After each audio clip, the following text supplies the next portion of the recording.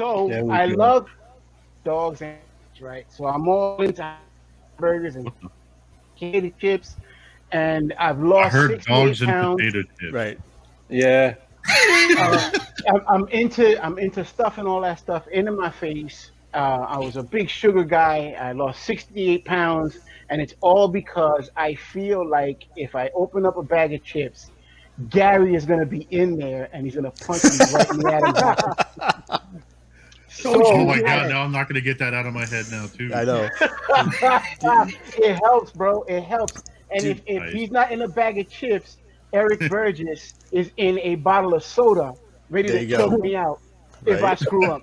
So and Jose's the other one. I walk into a Spanish restaurant and I start thinking about Jose popping up from behind the counter. You ain't supposed to be eating that. Right. And it keeps me accountable. It keeps me accountable. Is it worth it, right? It's always like I always tell people, it's just different choices, right? Sometimes just a little choice here and there, and then it becomes a pattern. That's all. There's also Yeah, different man. kinds of motivation. Like I feel for myself, like why I currently really cutting off from a lot of soda and sweet stuff is because it actually started not tasting too good anymore. Like currently, I'm enjoying a bottle of cold water, like way more, way more. And That's that what I helps need a to lot. happen for me. Something, Yeah. all the shit that I don't like, I need it to taste just as good as all the shit that I normally like. Yeah, like I also tried sugar substitutes. I tried stevia. That didn't work for me. That tastes like fucking dog shit. Yeah. Like that is horrible. Dude, like me, I'm at the point where like I used to drink Dr. Pepper all the time, and now it just tastes so. Like, I just, You're cutting out a little bit, Jason. Like when you're Alright. going down a little bit, you're cutting out a little. all right, hang on, let me fix this real quick. No All problem. right, is that better? Yeah. And the other stuff I'm actually now using, which is actually very nice, is actually, I don't know if you know it by that name. It's called erythrite. It's in German is erythrite. That is something that is derived from I believe from tree crust, and it's less sweet than sugar, and it's got 0 calories, and it doesn't have this weird, disgusting aftertaste, and it Yeah. works. It's an absolute treat. So you use sugar substitute as tree jizz? Like what? No, I really didn't catch that. I really didn't. No. I said tree jizz. Jizz. No, you say Better than space jizz on the Kingdom figures, right? Yeah. The only one I've heard of is there's a new one out. Well, I don't know how new it is, but my wife talked to me about it. It's called monk fruit. It's like a sweetener.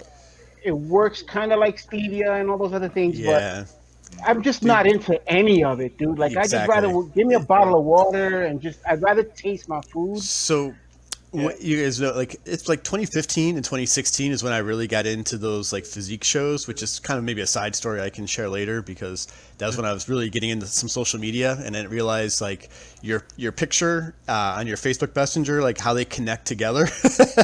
So in the fitness realm, right, when you have like your pro tan on from the show and like bright pink board trunks on, when that's what people see when you message them.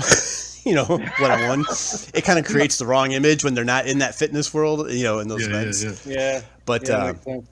it was the same thing. I tried to Google that. Excuse me, real quick. I tried to Google that. It's called erythritol. It's from the English Wikipedia, and it's a chemical compound, a sugar alcohol, and it's done with enzymes and fermentation. Doesn't affect blood sugar and doesn't cause tooth decay. So, Interesting. Yeah, it's a sweetener and sounds delicious. sounds good. I know. I'm always having a hint of erythritol in the coffee. Yeah. I think once you cut something out, though, you're right. Like once you kind of get used to stuff and like not having it, then you just don't really miss it anymore. So. Yeah, that's it. I get a lot of flack because I do like buffalo sauce, and yellow mustard goes on just about everything I eat because it's free, meaning there's like no carbs, there's no sugars, it has a little bit of sodium and vinegar. So you can put it on, whatever, and it gives you a little bit of flavor if you need it. But that's interesting. I tried Buffalo Hot Wings, like the real one with Frank's Red Hot over here. They even reported that. And I think it's way too sour. Like I ate it and I'm like, okay, it's okay, but it's like way too sour. Like that's not my taste at all. Like I enjoyed a good dip that I'm doing myself with barbecue sauce, with some sherry habanero sauce, and then really all over it. So that's good. But I mean, you got the molasses and the sweeteners and barbecue sauce, so there's the downside. Yeah, it's to all that, of sugar. course. But Yeah, But Ralph, you should check out. There's this brand called Flavor Gods, and it makes like seasoning that's like clean. That has like a lot of different flavors, like a powdered seasoning you can use like in food too. That I know a lot of people get excited about. So that's pretty clean. You It have to helps. check that out. It helps, but yeah. Yeah, there was a That bunch I of stuff I enjoy cut out this weekend. I'm writing that down right now. Hold on. Yeah, I just looked it up right when you said that. Yeah. Flavor God. But yeah, like I was saying before, when I was getting cut out, and Tim heard me, but basically, I was drinking Dr. Pepper all the time to combat like some of the headaches and stuff like that, and everything else from all the medication they were giving me. yeah. And now, pretty much, I almost drink nothing of it. And now, like this weekend, my sister ended up having one. I was like, it's vacation. I'm away here. I'll just go ahead and try one. And I was like, dude, this tastes salty as hell. Yeah. Like it was just salt. Like all it tasted was salt. Yeah. It was wild. Like when I think about the most unhealthy weekend I ever had in my life, that was Chicago 2018. Probably. I mean, it started relatively okay with the barbecue Brussels sprouts I shared with Dave with John Addict, so that was okay-ish. But I mean, when I was at the first hotel where Gary picked me up the next day, I had the redneck burger and the sports bar, and then it was Caddyshack's burgers, root beer burgers, root beer burgers, root beer. In the morning, it was all sausages and egg with Sam Thompson the whole time. Dude, your toilet must have hated you in Chicago. Yeah. And then I took you to that big breakfast place too, like with all kinds of crap. That was so good, man. That was so good. Best memories. I need to return, but this year is sadly not happening. So, but next week. Dude, if you get your OnlyFans going, dude, you can get there. Dude, it's not OnlyFans. Get my fucking YouTube going. I got 980 subscribers now, dude. It's fucking time. Everybody get on there, subscribe. Even if you do like 20 different separate profiles, just do it. That's the next problem. That profiles don't mean shit on YouTube. You need to be active. That's about it. Interesting. Yeah, the algorithm just records like interactivity with the I be trying to watch your videos, Tim, but I can't get past the language barrier. Like It's tough, I figure out some of the things that you're doing, but some of the things I'm just like I can't figure out what they're saying. He's like trying to use Google Translate while he's watching. Yeah, right. Like one-on-one. But the thing is, like, I tried English for a year and it didn't get me anywhere. Like, my views and everything I started getting out once I got back to German. So that's way better. Like, yeah, you're better off. There are so many guys in the English language that you need to step up to, like Bobby, like Pew, Peg, Ben, Johnny the Hung, and all those guys. Like these are down before they click on my stuff or also on Dennis. They are probably doing it over there. But in Germany, people like us doing all these kinds of things, those are seldom. That's where the marketing comes in. All right. Wolfie, we fighting yet or what? No, we're getting ready to. Fuck it, I'll go ahead and start. Oh, man, he's ready. Jason Lowry. You're on the Nerds Have Spoken. Well, the crime for the week. I got, what is that? Sassafras. I got the Vendetta. Relax, it's just a cartoon.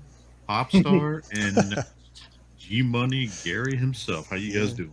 Good, man. You're good, man. Hi, It's really nice to be here. my special guest. Special guest. Welcome. Special. So, how was your guys' week? Let's go to Vendetta. How was your week? the week was busy, beyond busy. I am now I guess I'm kind of happy to say I am now the sole mechanic for the fire department that I work at. And I'm not allowed to say towns and stuff like that, but No, I do work. I'm the chief mechanic, and man, there's a workload. There's a total of 68 vehicles, including Wow. including some boats and things like that. That also includes anything that they use for emergencies, the jaws of life, chainsaws, anything that they use for an emergency purpose. I maintain and equip that as well. So everything from the sharpness of their axes to the operational capability of one of their tower ladders. That's all Oh my wow. department now. So it's been very very busy, and You you know fix through the lawnmowers? budget. What's that? I'm sorry, You fix lawnmowers? I can do those too. So, All right, I need your I can do help. those too. We can go to Hit me up, Baltimore yeah. and freak it. So you know we've got a couple of fire engines that are a bit on the aged side of things. Mm. Um, and instead of scrapping them, there isn't really a budget to purchase brand new ones. I mean, you're looking at a fire truck now is a $500,000, and Ooh. town, Ooh. yeah, Ralph, what's the town- lifespan of one of those like equipment typically? Is it like 15 years, 20 years? the would you rule of say? thumb, the rule of thumb is between 5 and 10 years. Oh wow. Okay. Oh, Um, wow. Okay. They don't really want to keep stuff around for 5 or 10 years because by then, you know, a mistake in an emergency or something breaks down in an emergency, Sure. you can't have that. Mhm. That's cool. Yeah. You know, and uh, Superstorm Sandy really opened up a lot of eyes.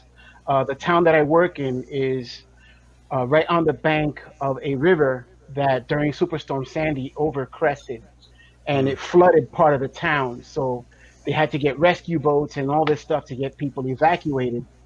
And preparation is key. And if these, you know, vehicles are not ready to go, then it creates a massive problem. So, you know, the budget end of things and the age of the equipment is starting to come to a head. So I'm kind of in a catch up um, position where like every day it's like, you know, it's like working in a dealership again, Yeah. where everything is, you know. But hopefully soon I'll be caught up and these things will be back up and running, and you know our Security. fire department will Yeah. have, you know, our fire department will be full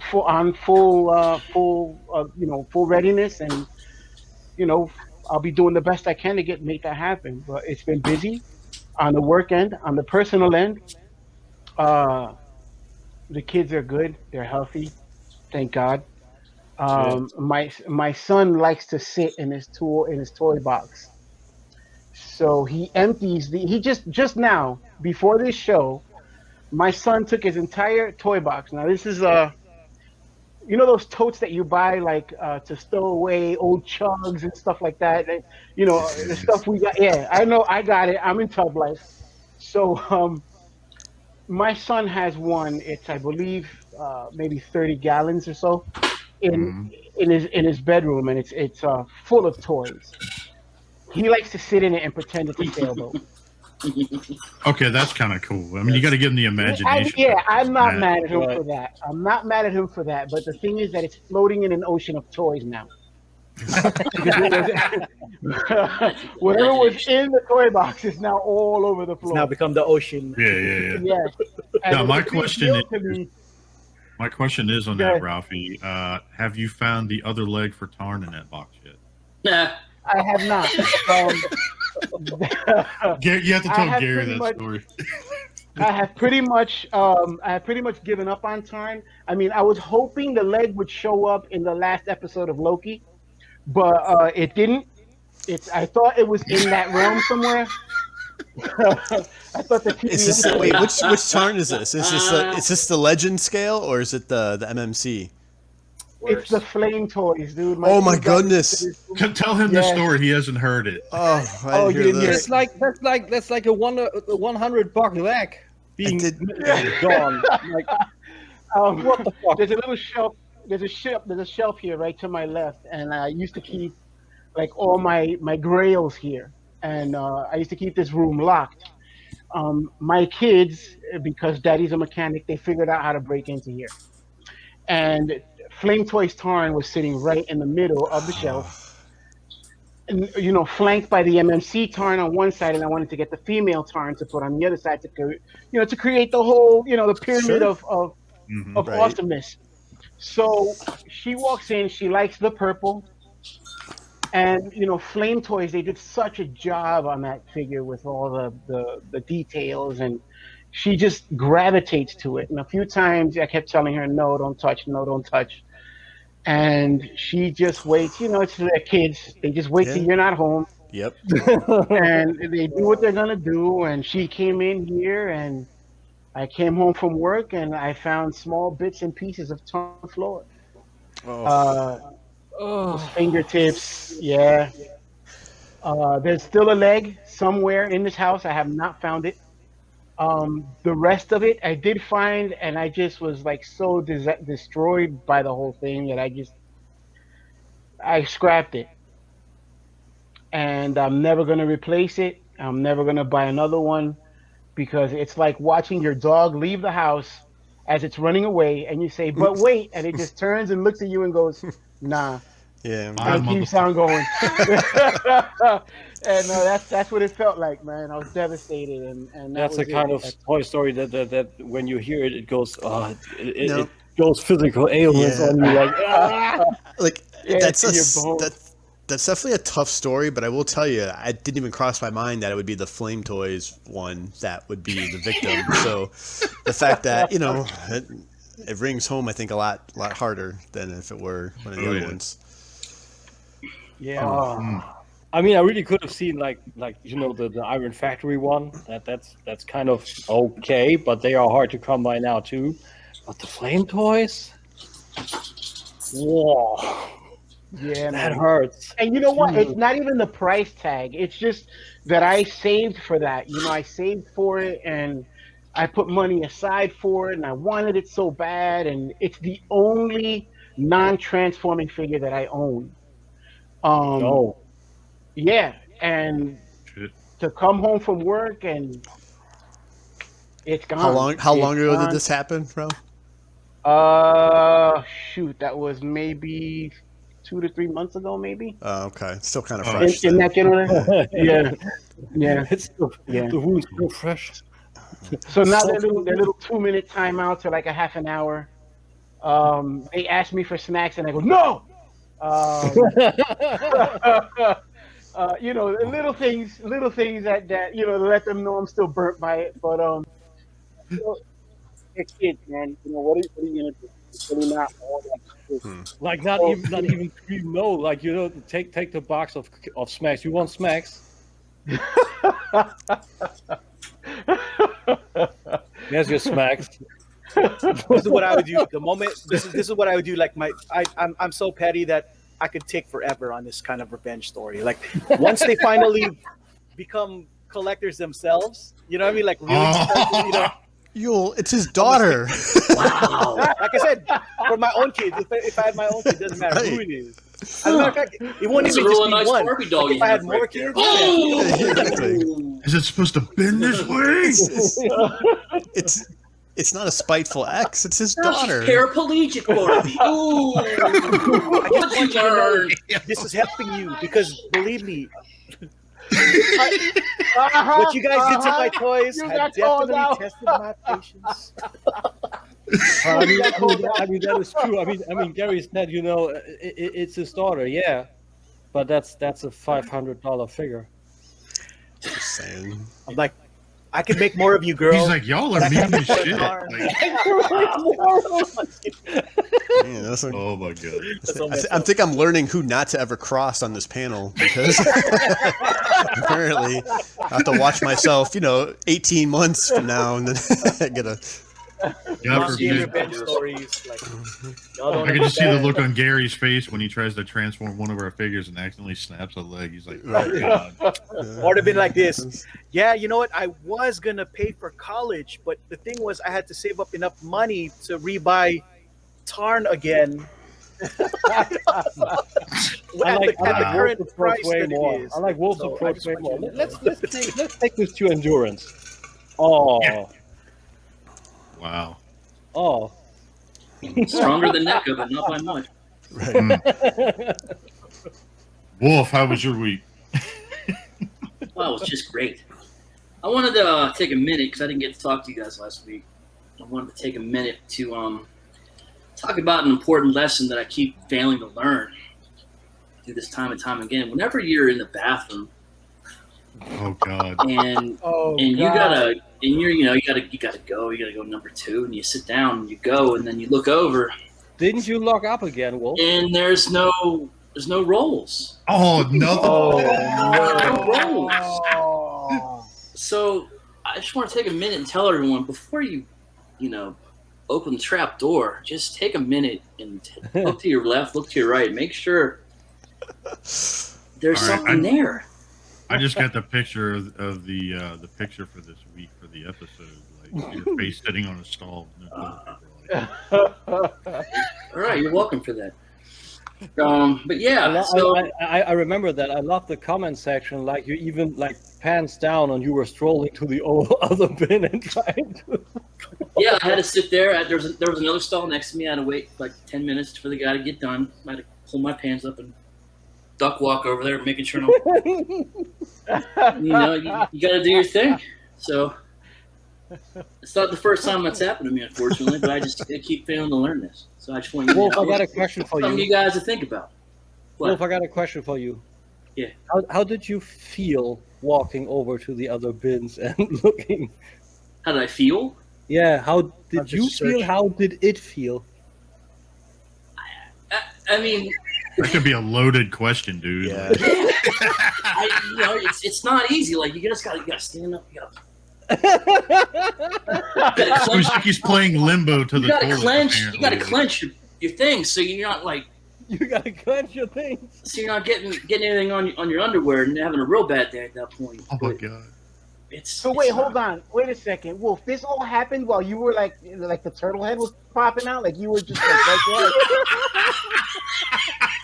Oh my Like, God. or- Yeah, no, was- yeah. there? Or was it I was- before the onset? Stop fighting I animals. think he said he finished. Yeah, I'd done my thing and I looked to clean up and there was nothing there. This is what Oh, so happens. this is afterwards. after. Yeah. Oh man, talk about fudge. I mean, you got a blank canvas right there, right? Oh. Also, like, I don't know how to come back from that. No. Yeah. Yeah, bro, that's bad. The worst time. This happened in Mississippi. All right, it was a brand new tire plant. I was inside. Like this is just being under construction, and I went to the bathroom, and I'm like, oh crap, there's nothing there. I went to the next stall. Crap, there's nothing there. So I don't know where I'm going. Like I don't know where I'm at. I don't know where the next bathroom is. So like I had to I got up, I pulled everything up, and I'm duck walking. I'm clenching. I'm making sure that my underwear it was quite a sight to see. I had to walk like 100 yards down to an office building. I'm like, hey, Touchdown! where's Mark where's the other? There's another bathroom around here. You guys don't stock up very well. Oh my God. Yeah. I think they got the picture, right? I'm hearing that song, Have You Had a Bad Day, in the background. This wolf is like duck walking somewhere. It's funny afterwards. Like you think they're like, oh, you crazy thing. But I mean, you're having all kinds of adventures as a toilet, right? Not closing up, someone popping in, not having toilet paper, duck walking everywhere. Like I feel you're like doing mileage like on the toilet. I feel like some of my best stories for you guys are bathroom. Yeah. If the third episode of Wolf's Adventures on the Toilet are in the next 2 weeks, I'm saying you are doing that on purpose. Next thing you know, we're gonna get bathroom selfies, like from him. Like, look, there's toilet paper here. But yeah. Anyway, So, how was the rest of your week? that was Wasn't fun. as shitty as that was. I see what you did there, buddy. You comedian. Ah! I mean, other than I broke my lawnmower, other than that, we're fine. Huh. Yeah, I ran over an earth ground that I didn't see before. It just worked itself up. I didn't see it, and the blade smacked it. Bang! It's all messed up. I need Ralph to come fix it. There you go. The Give some joys money of for Yeah, you. man. I'll give you some more money for that torrent. Oh, Trying to help. Well, it's going for $4.99 on Amazon right There now. you go. Give me Yeah. Oh, wow, that's a steal. Jeez. Mm. I don't know. Isn't it like 100 over retail or something like that? I can't remember. That's all I got. Everything else. All right, so let's go to Coco. Cocoa Pop. Just really worked. Really, just worked, and got a lot of stuff in that came from the mail, which I can't wait to get to. 'Cause it's gonna be Some of a it lot. toilet paper. But yeah, no, it was, other than the, what the highlight was pretty much the stuff we're about to talk about. Uh-oh. The only interesting thing that happened to me was the shit that I bought and the shit that I watched. So other than that, it was your typical just me working and then going to sleep and then rinse and repeat. Pretty much, I know how those days go. Yeah. So like your weekend, yeah? Light, dark Monday. Pretty much. I wish I had something awesome to share other than, but we're gonna get to it. So, He's like, Wolf, I got some 2-ply I can send you. I'll take it. Yeah, there you go. Take it. Tim, how was your week? Good, man. Like the last few weeks were actually pretty good. I got a nice package from JD and Chan. Gonna get to that in a little bit. The week overall was okay. I had project week on my training course, so that's going marginally okay. There's a lot of parts I gotta create, so I gotta see if I will make it work. I would just concentrate on the better things, so to not waste any time.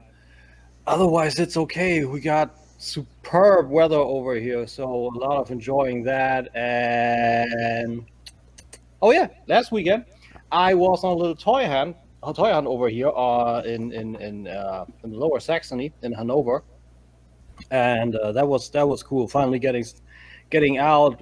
I believe we had 100 degrees in Hanover. That was crazy.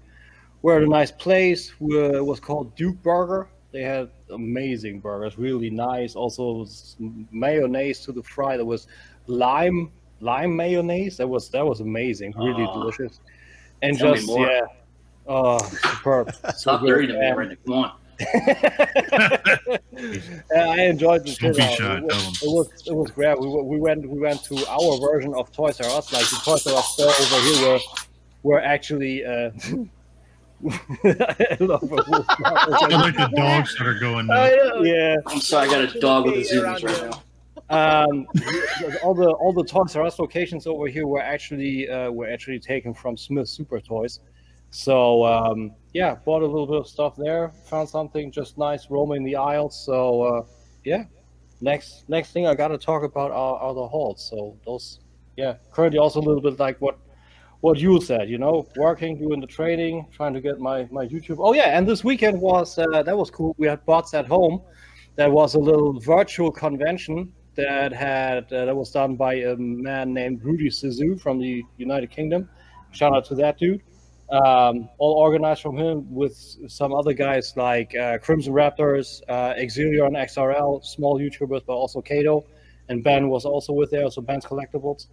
And I had my share yesterday evening. That was the Magic Square Manosaur. That was a great turnout, and overall was, I believe, 12 hours of videos and content overall about robots, Gundam, Mecha, Zoids, whatever.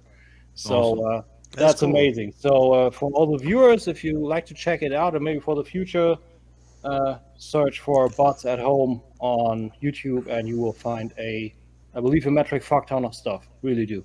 But great fun, always good live chats, lively, great time. I recommend, really cool. Now, I got a quick question, Tim. So why does RoboCop look like he's smelling his fingers?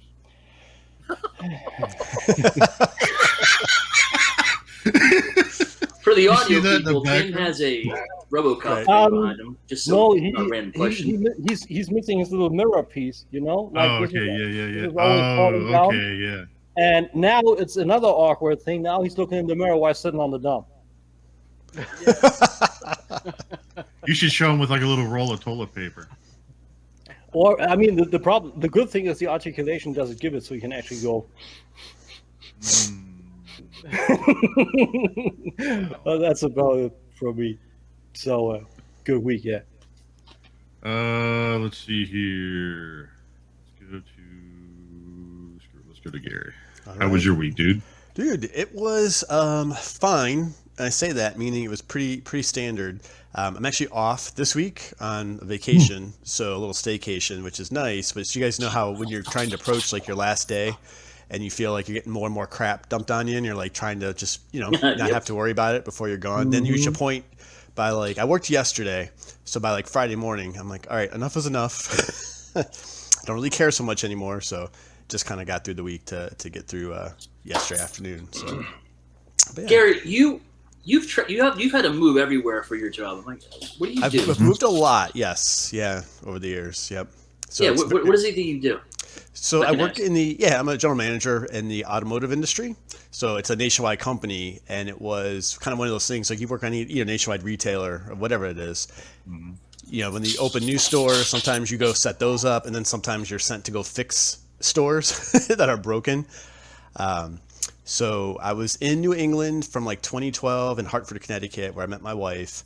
And then we had like 3 years of moves. So that took us down to Delaware, Maryland, and then we were in Albany, New York for a little bit, which we knew was going to be temporary, and then settled down here on the west side of the Gulf of like Florida, where we're at now. So we're done. Yeah, I'm done for a while. I've had enough moves. So you've stuck to the East Coast and nothing out west. Yeah, only Midwest. Nothing further really past like Chicago. I was in Chicago, which is where my parents were from. I grew up in Cleveland, but I was in Chicago from like the late 90s up until I went to Connecticut, like all around the Chicagoland area, between Illinois and that little corner in Northwest Indiana stuff. So, but yeah, we're done. I think if I have to move again, I'll end up doing it with just the cats and myself because my wife will divorce me if if I try to drag her away again. So. The New York move almost killed us, so it's kind of like, yeah, we're done after a while. But I mean, is Dave still renting out his crawl space? Or you would always have a place to go, right? Yeah, that's true. It's true. But he wants you to do too much work when you go by his house. You got to open stuff up and put stuff together, and it's just not worth stuff it. on the shelves. Exactly. Yeah, it's just way too much. It's way too much. The collection. Yeah. Do what I do. Show up with Krispy Kreme. Right. Oh yeah, right. That was a couple months ago, wasn't it? Uh-huh. You did that? Yeah. Nice. Well, was that it for your week? Yeah, that was it. Are we doing hauls or are we doing? We'll do that here in a second. Okay, cool. Then I'll hold off. I got something to share, not the major, but something. Jason still has to bore us with his shit. Oh, you up, right? I'm sure he had a more interesting week than me, for sure. Yeah. No, my week was actually pretty interesting. Kind of hung out with family.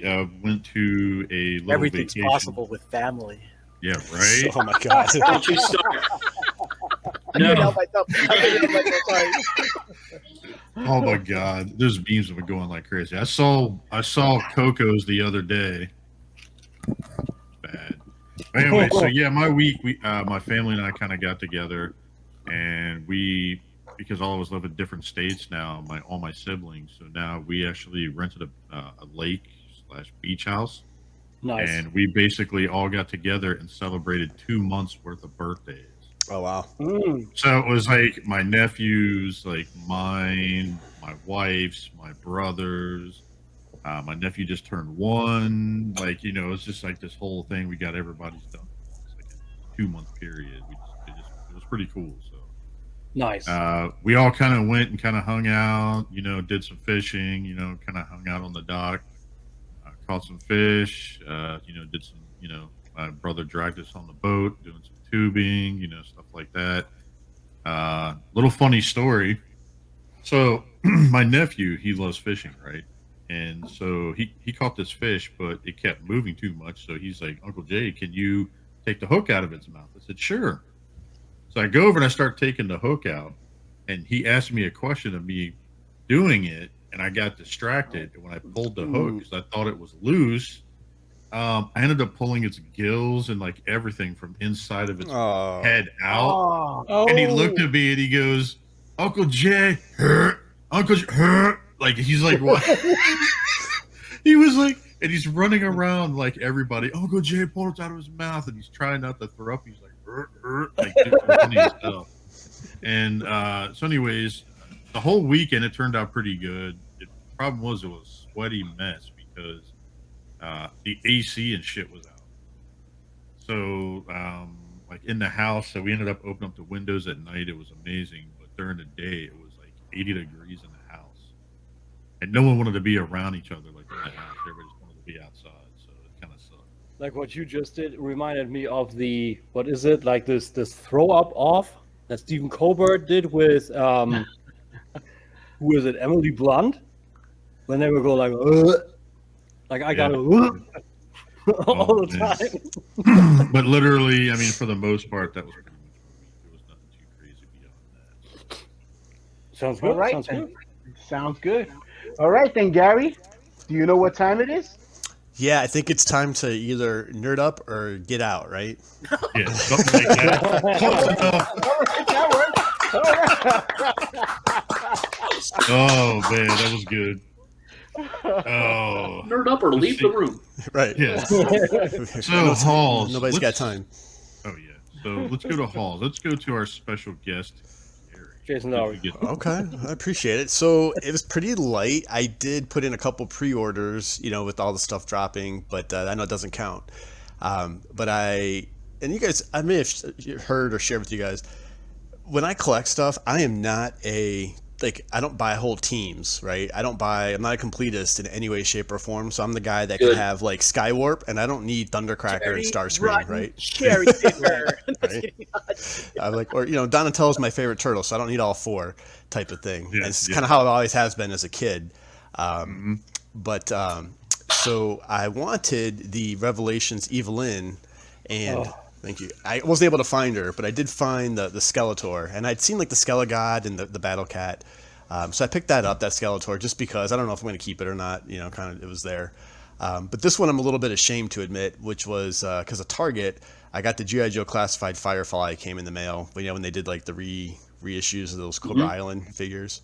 And I don't know why I ordered it, because that line I have such mixed emotions. I've been in and out on that stupid line since the beginning, and I wanted to like it, and then I lost my excitement for it, and then kind of got brought back in when some of that stuff became available, and I don't know. So that's it for me.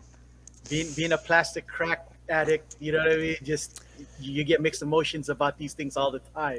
Yeah, but, it depends on how the wind blows that day. Yeah. That line when it came out, I was excited. I was one of those people. I just, I wanted that 6-inch line so badly, right, for a long time.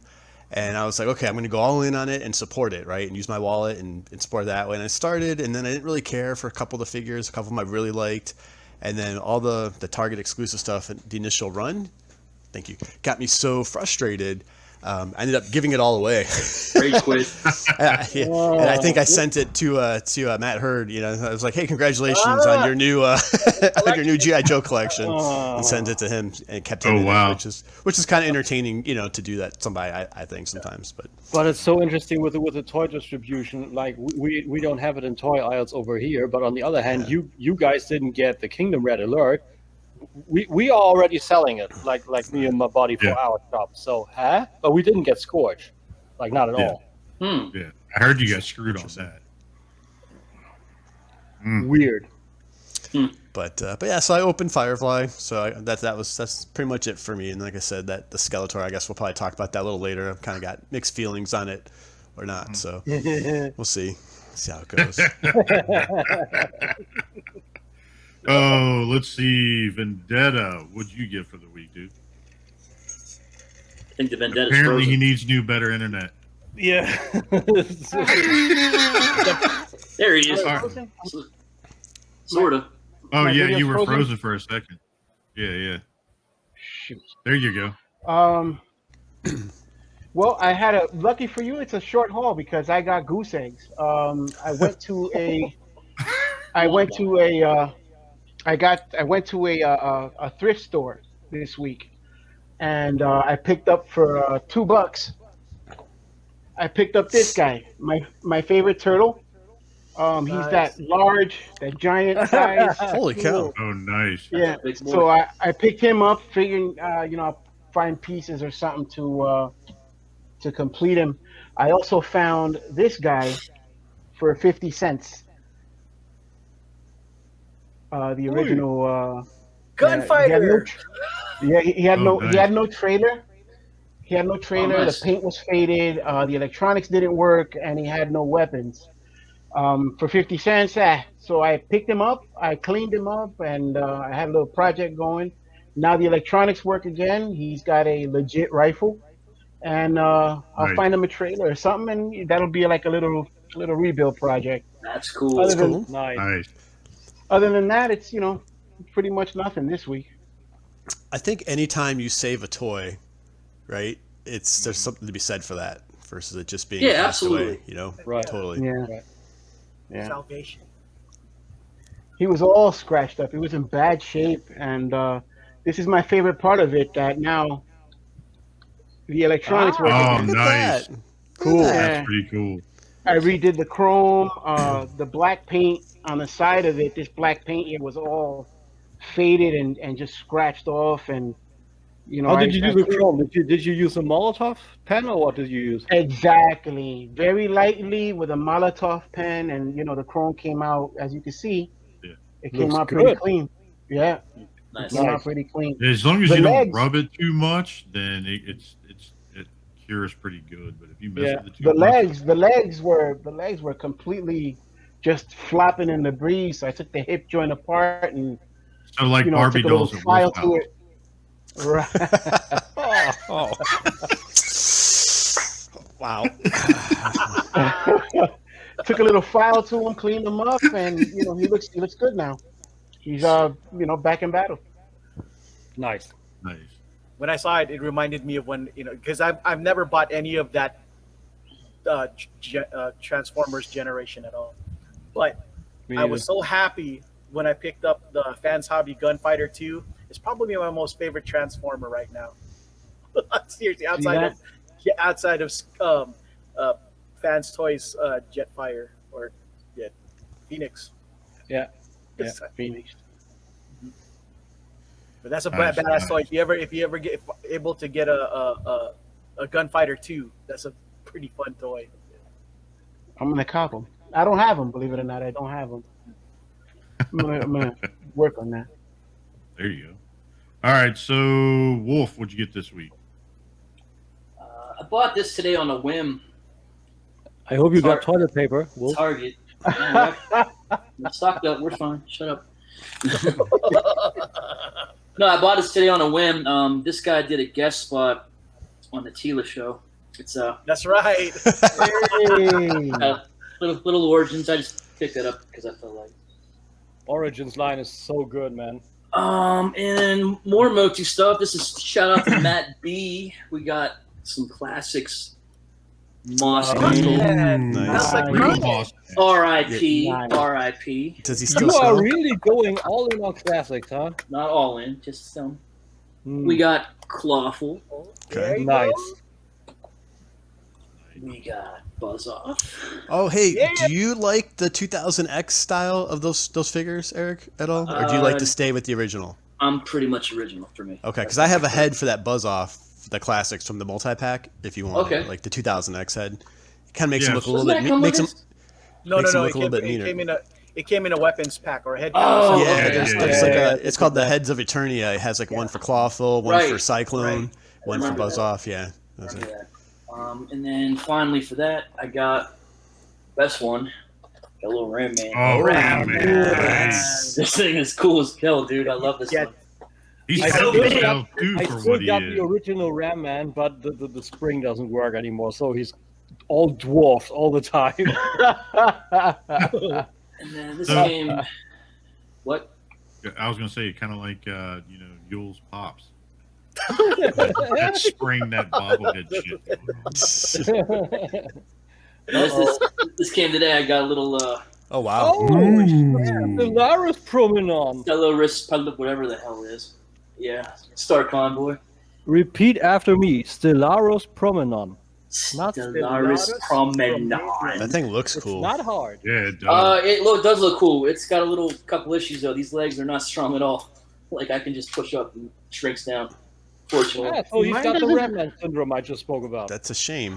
Maybe they no, knew there, you were. there is a fix. There's a fix. Mine doesn't have that. Mine unfortunately does. I know there's a fix. I saw a couple guys, something from MMC, so I'll have to look into getting that to fix that. But it's a nice figure overall. It looks really, really Looks good. really in cool. my That's a opinion. big boy, man. He's a big boy, but that's it for me. You should open that Moss Man and take a whiff and see if he's still Smells like got trees. Tiny. Smells like Mine trees. sure does. Wow. It still does. it. It's, Cool. Stiffing my moss, man. My wife thinks I'm fucking nuts. What you doing? Oh, Coco, it's my what'd you turn? get? Let's see them pops, boy. yeah. Well, before I get to the pops, kind of, I got the hot toys stuff. Gotta Oh, you prepare got my your hot face. toys. I got Gotta a set prepare of my face. Asians. Oh. Oh. Cute Emwe and These are what's that? cute. Faze Malvis, from the Rogue Ones. Chirrut. Oh, okay. I was like, what? Is one a pop? Is one a bobblehead? One's not? Or are they both? They're both bobbleheads. It's just I think the engineering for one is the hair, or No, it's your internet. The motion blur, it doesn't show the bobblehead. It's everything is blurry and bubbly. Like these guys look normal now. I got Hot Toys Jin Urso with her disguise as a, Nice. you know what I mean? That I don't know whatever the fuck they're doing. You're throwing me off when you say hot toys. It's not what I expect to see when you say Right. hot toys. But it is, sir. Bobblehead. For the audio listeners, the package says Hot Right. Toys, but it's not 1/6. Those are these Yeah, yeah, pop yeah. bubble things. Your boy's never gonna Yeah, buy but- real Hot Toys ever, dude. Well, technically, they are real hot toys, right? Well, they're It is, real. they are. They are Hot Toys, yeah. 1/6. And I couldn't help myself because I figured that if I didn't get this now, when that Captain Andor show shows up, they're probably Oh. gonna, K2S was probably gonna get a resurgence in Good call. popularity. Mhm. So I made sure to get him while he was still on the cheaps. And Yep. when I say relatively, it's like still not cheap, but before it becomes insane. And that was it for that. Now this is where it gets crazy. So a combination of mail, and I went to a store that was closing down. This weekend they were closing down.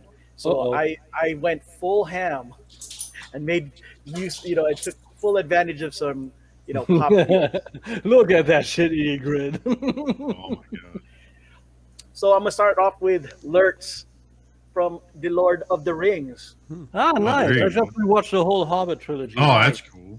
Every time I see this guy, I want to chop his head off too. After how he did Boromir, you know what I'm saying?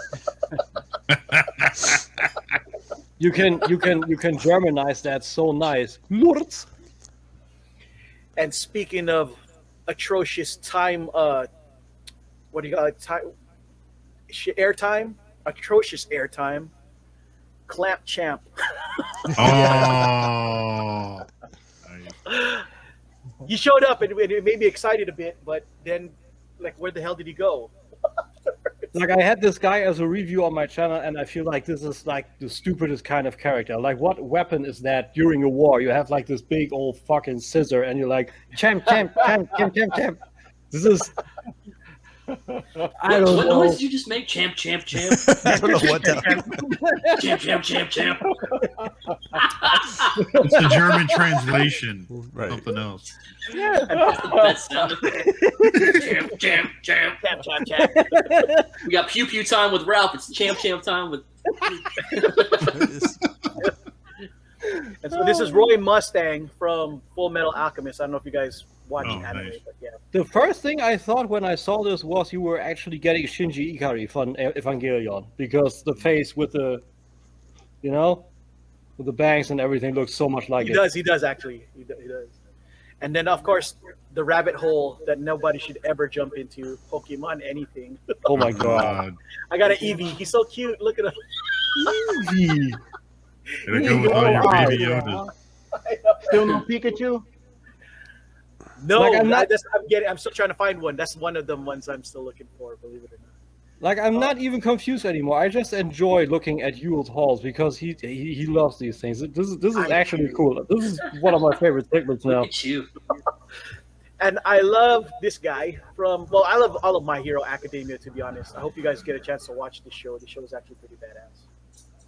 I encountered a figure at Smith and I looked at it. I was like, huh, that's the thing that Yule talked about. You guys got to watch that show, and then you'll understand why I ended up picking up a lot of this stuff. And he's one of the bad guys in My Hero Academia. These are actually both bad guys. Wait. So Isn't This dude is all hand. What the fuck? yeah, isn't just wait that till you watch the anime. isn't that the Patrick Stewart meme? Is that what he's from? Face palm, dude. Yeah. And I know that you guys must have played this game at some point, right? It's supposed to be one of the harder games in. I need to play it. I want to play it so hard. I didn't.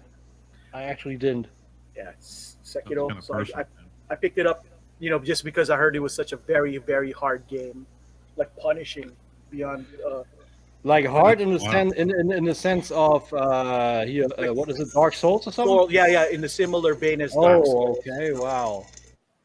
And then, if you guys are Dungeons and Dragons heads like myself, Ravenloft's Strad von Zerovich, pretty Oh, happy nice. with his game That's stuff. actually pretty cool. Which is Yeah. pretty frightening. I believe I know more about Pokemon than over Dungeons and Dragons. Yeah, that's frightening, Tim. You shouldn't say that to the rest of us. Yeah. I mean, to me, it's kind of okay, weird. I know more about this than Dungeons and Dragons, and I watch more Dragon shit than Pokemon. So, Now it's going to be more familiar characters for you guys. Darth Vader. This is the Empire Strikes Back Nice. version. The how many pops of Vader do exist? Like, I believe there's 5, but only 3 really count, if you ask me. okay, Oh, so it's like the movies. Right. way more. Kidding. Well, this was the scene, basically, join me, and together we can rule the galaxy as father and son. Nice. You don't make a scene, I love his interactions when he picks these up. It's fun.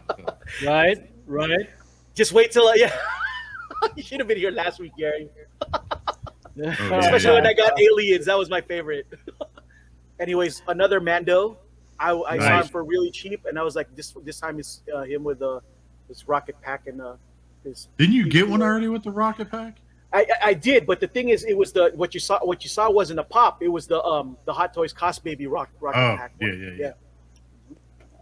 And then you guys gonna love this one, Mr. Sinister. Oh, Okay, cool. nice. That is cool. Look at his face. It's so like That's cool. Sinister. That looks cool. Luke was gonna wake up middle of the night and get freaked out with that shit staring at him. Right. I'm not gonna lie. When I cool. was a kid, I saw Dune and Red X-Men, and I was wondering if they were related or something. The Mentats. The fuck is that? And I got Speedo Namor. Nice. That's awesome. No shit. Gotta have him, man. You can't have this Speedo Namor, dude. It's the Yeah, best, you can't go through life logo without the going top on now. the front, right? right? Now for America, for the people worldwide, I finally got one. Oh, Ronald. no. Ronald. Hey, an American Nice. icon. I wish it came with a Happy Meal though, because I was hungry. And I had to, Oh, in memory Jeffrey. of Toys R Us, Oh no. Jeffrey That's cool. the giraffe had to. You know what I mean? Plus he's cute. Look at him. He's like exactly. And Chester Cheetah. You gotta Nice. do this, right? Oh, I got something for that too. I I don't know if you guys ever watched Can't Hardly Wait, but my favorite was when the German foreign exchange student shows up and he's, they were trying to teach him to say bad words. It was so funny. I don't even know that. You like to touch my penis. As mostly with you guys, who was probably some dude that was speaking Danish or Swedish, and you would say it was German, probably. And then, the character that gave diabetes just as much as Ronald McDonald. Oh, no way. Nice. Ah. That's awesome. Well, You should have rolled in with like, oh, yeah. a couple of you guys already saw this, but here he goes again. The good Colonel. Yeah. Yeah. Is it the original Colonel Sanders or is it the Miss Colonel The Sanders? weird, creepy one that's out right now. That Yeah. with the van. Oh no, that was Dolph Ziggler. My bad, Dolph Ziggler. And one last, well, actually, a couple more. We got. How many licks does it take to get to the center of a Tootsie God, Pop? they're going all out on these, Mr. aren't they? Owl. Holy I know, I couldn't shit. help myself. I was like, dude, he looks so accurate to the commercial. I had to purchase it out of respect. You know? Did it come with a lollipop? That's what No, it did not, but it's still pretty cool. I believe my That box confused face. would be open at the I've end. never seen that. And this is for you. This is for you specifically, Mr. Sassafras. Welcome to the Roughnecks. Jack's Roughnecks. Nice. Starship Troopers. Wow. Nice. That's That Nice. movie aged fucking well. That movie aged I love that really, film. really well. That And fucking wait. movie's great. I'm not done yet. Welcome to the Roughnecks. Rico's Roughnecks. Wow. Holy shit. That's That's awesome. freaking cool. So yeah, I mean, I gotta admit that part of my fun he's whenever got, I he's do the got, the, videos he's for got the this. bomb bug book all over him. Yeah, he got the It's- blood. He got it's- the it's their blood. lines. That's so Nice. Was that it, or was That that was have it. any more? Oh, you got Toucan Sam? Yeah, No, yeah, but shit. they did have Sugar Bear, but I just didn't have enough money anymore. As you can see, there was a lot. Sugar Bear. Okay, good. Yeah, do you remember for Golden Sugar Prince. Bear? Yeah, exactly. It's got Yeah, punch with punch. Are we still talking about pops, or are we swiping left or right with? No. For real, that was Pops. I don't swipe in Grinder anymore. Anymore. Anymore. Yeah, okay. I'm at Tinder. I mean, to each their own, dude. I mean, come on. Oh my god, Tim, what'd you get for the week? I got a lot in the last few weeks. First, a little shout out to JD and Chan of Shelf Gravy. I got a box. Most of the contents are over there on my couch because tomorrow I'm gonna post a unboxing video of that. But I got a few things. First off, that's what my name came out of. I don't know what that is. There's some kind of tea infusion, tea concentrate that was in there. Sassafras, ancient infusion. It's from Pennsylvania and stuff. I don't know. Original Pappy's recipe. That's probably local to them. And then Pappies. in the water, I don't know. I'm gonna try it over the week. Then good that I brought it out. I never had that, so now I'm gonna get Nice. Mac and cheese. I want to try and that. cheese That looks flavored So awesome. bad for you, but it's all. Oh, and that's tell not you, the only if I thing. I wasn't have nauseous two more right now, I boxes would've with the told you. cheesy jalapeno and also the boldly cheese. So I can feel my blood pressure going up just looking at the That's bottle. great. right. Then I had so many sweets. This is just one. Oh my god. This is just one. They There's sent so you much. that? Yeah. I got Oh. Reese's pretzels. I got the Reese's bar infused with these M&Ms and shit. There's so much original Kit Kat, and everything tastes different than over here. It's not just Yeah. imported. I believe it's all done over here. Well, differently. it's all done in their town, right down the road too. A bunch of that shit. So there's Oh, that. that's right, Hershey, PA. yeah. Then I got Yeah. these guys. Fart Ninja. Fart Ninjas. Those are Fart. awesome, Oh, God. dude. You need to put that on your shelf so that when you're on the show, it just randomly goes off. Dude, I believe Chan put these little battery savers out on the bag and the package moved all the time, and I was wondering what the fuck is going on. I didn't know this guy. So you're opening this up, and this little ninja looks at you. Dude, every time you That's walk around, great. if you ever been to their house and you walk around Wolf Nose, like when you walk around, you're like getting hit with like farts, like just constant. It's They're all over. beautiful. There's one in the bathroom, like you're sitting there You just trying don't to know where pee they are. standing up, and then all of a sudden it's like you hear this. all Man. the time. They're like really, really good. There's way more back there. Also stickers from the realm. I got the black New York Mike shirt. I got the white one, of course. and the print also. I triple dip, so to speak.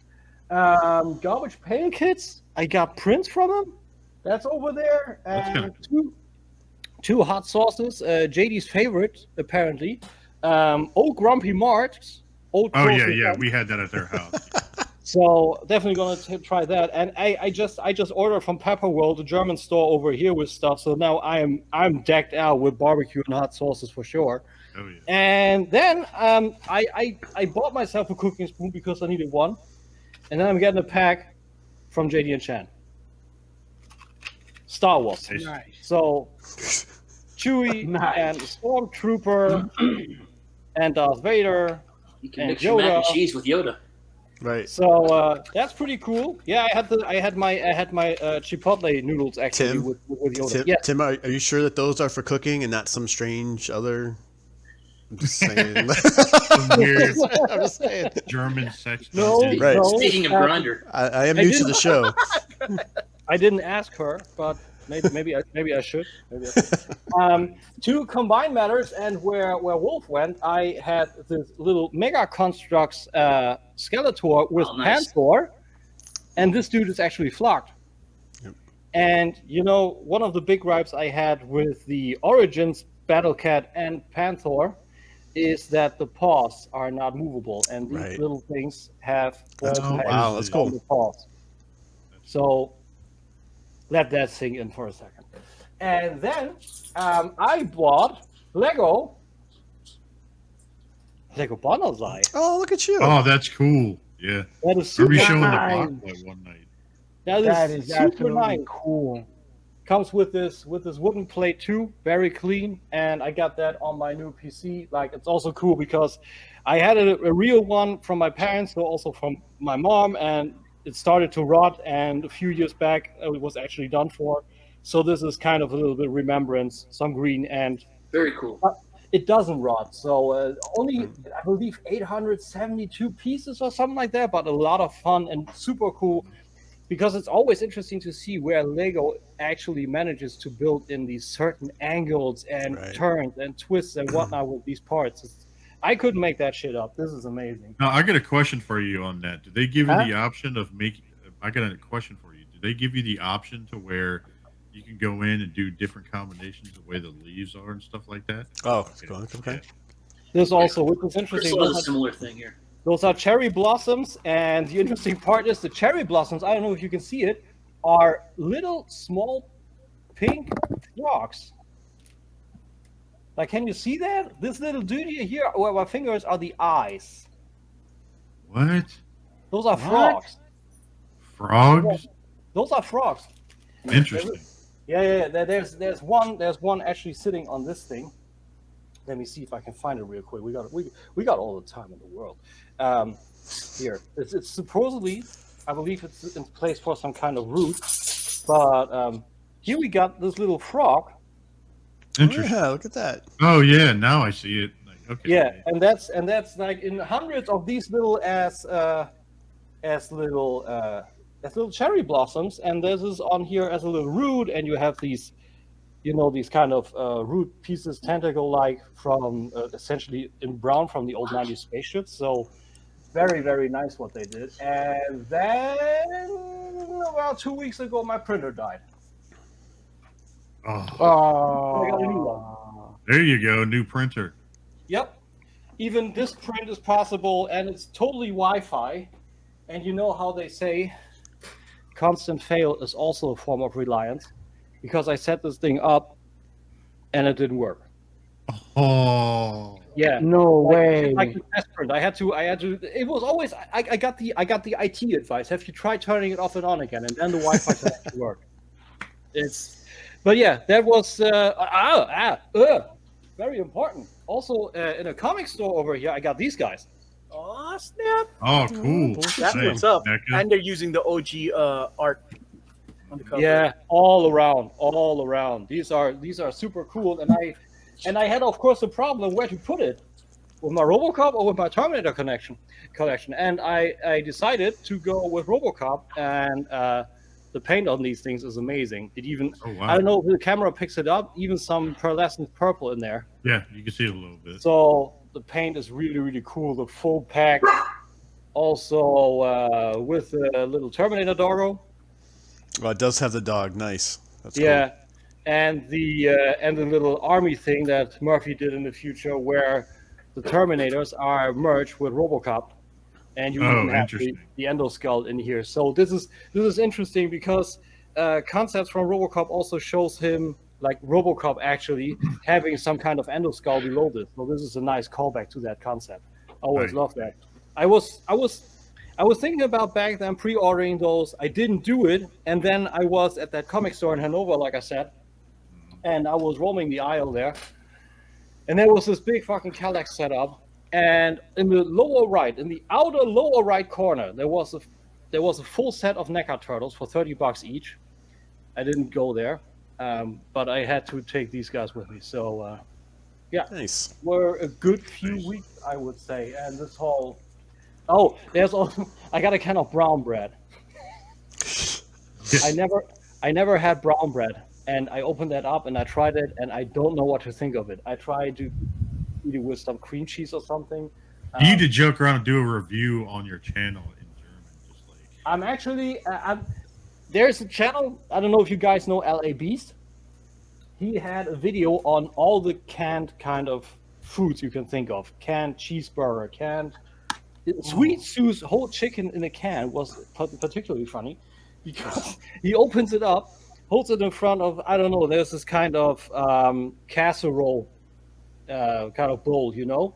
He opened up the can, he holds it over his head, and this thing just goes, and this whole thing just splooshes down inside this casserole bowl.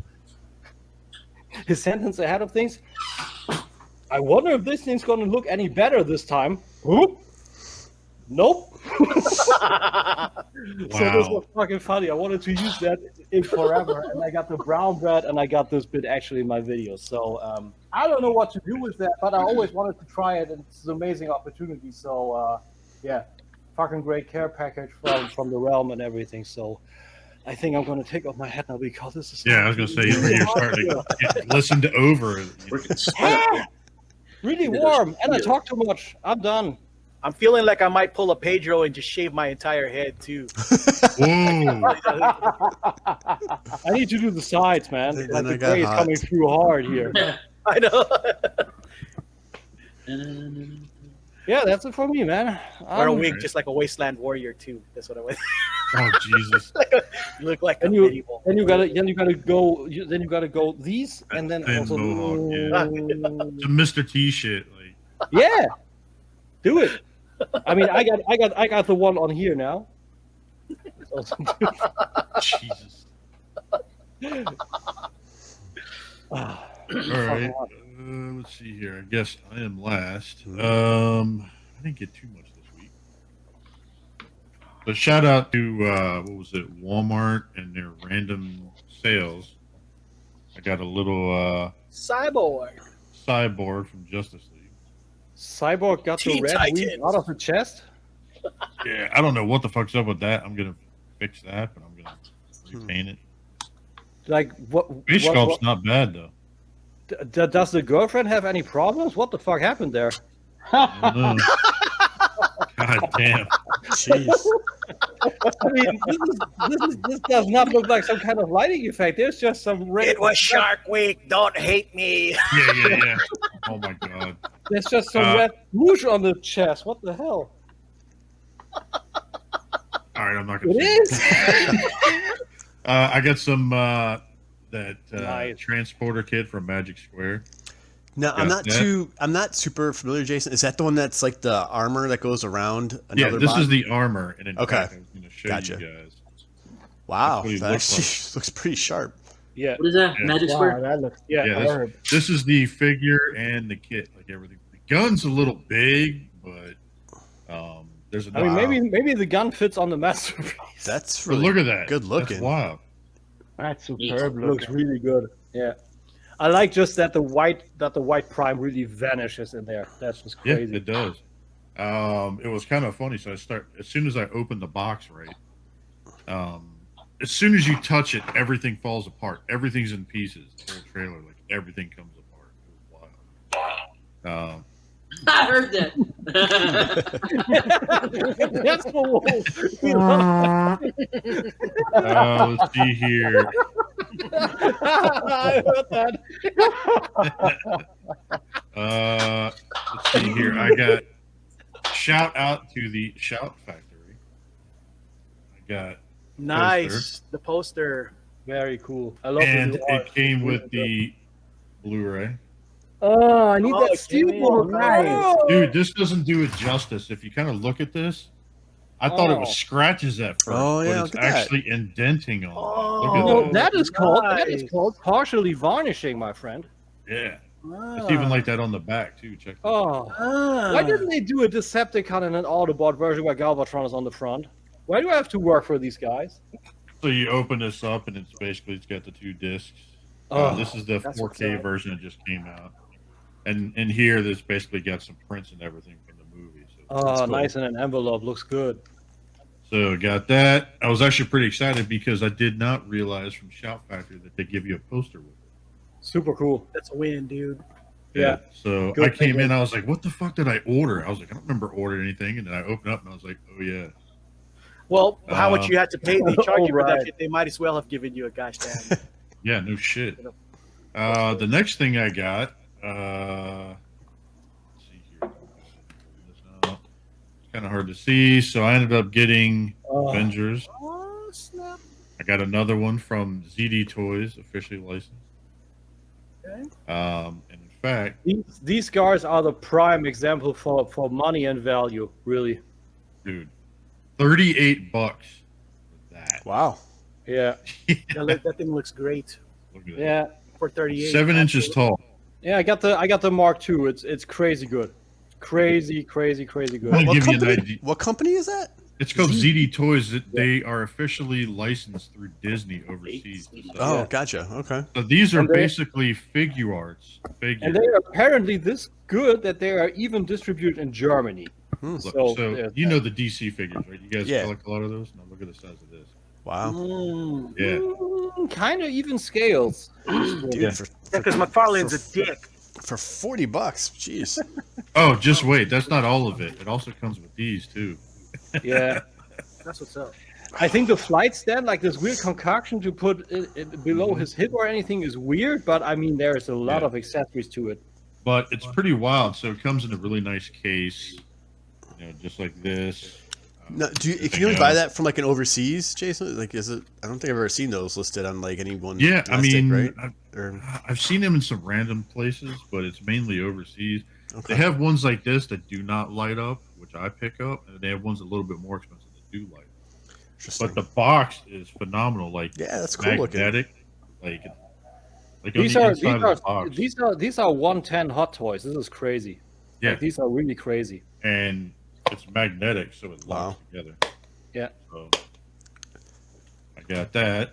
I And mean, then they are a little short in some articulation departments, like the feet and all. But overall, they Yeah. are really. It really doesn't good. have it doesn't have toe tilt. Yeah, that the neck and also isn't also the little plate here doesn't move. So there's a bunch Yeah. of stuff. But So dude, there's, for like, that, some- I mean, that's like one of those or 2 Marvel Legends, right? I mean, that really Yeah, looks that's way what it better. is. For, yeah, for and the this money. this thing kills. And I've got. I mean, Holy if you hell, look at this, it's got flaps. and paint on everything that this. open up like it's wild. Like it's got the flaps you can open up in the back and everything too. So And But, it also does a lot of SH figure art stuff where it has drop down joints and stuff. There's a lot Yep, of cool shit yep. built in. it's got the shoulder joint where you can pop it in and out. You can drop it down, like everything. Yeah.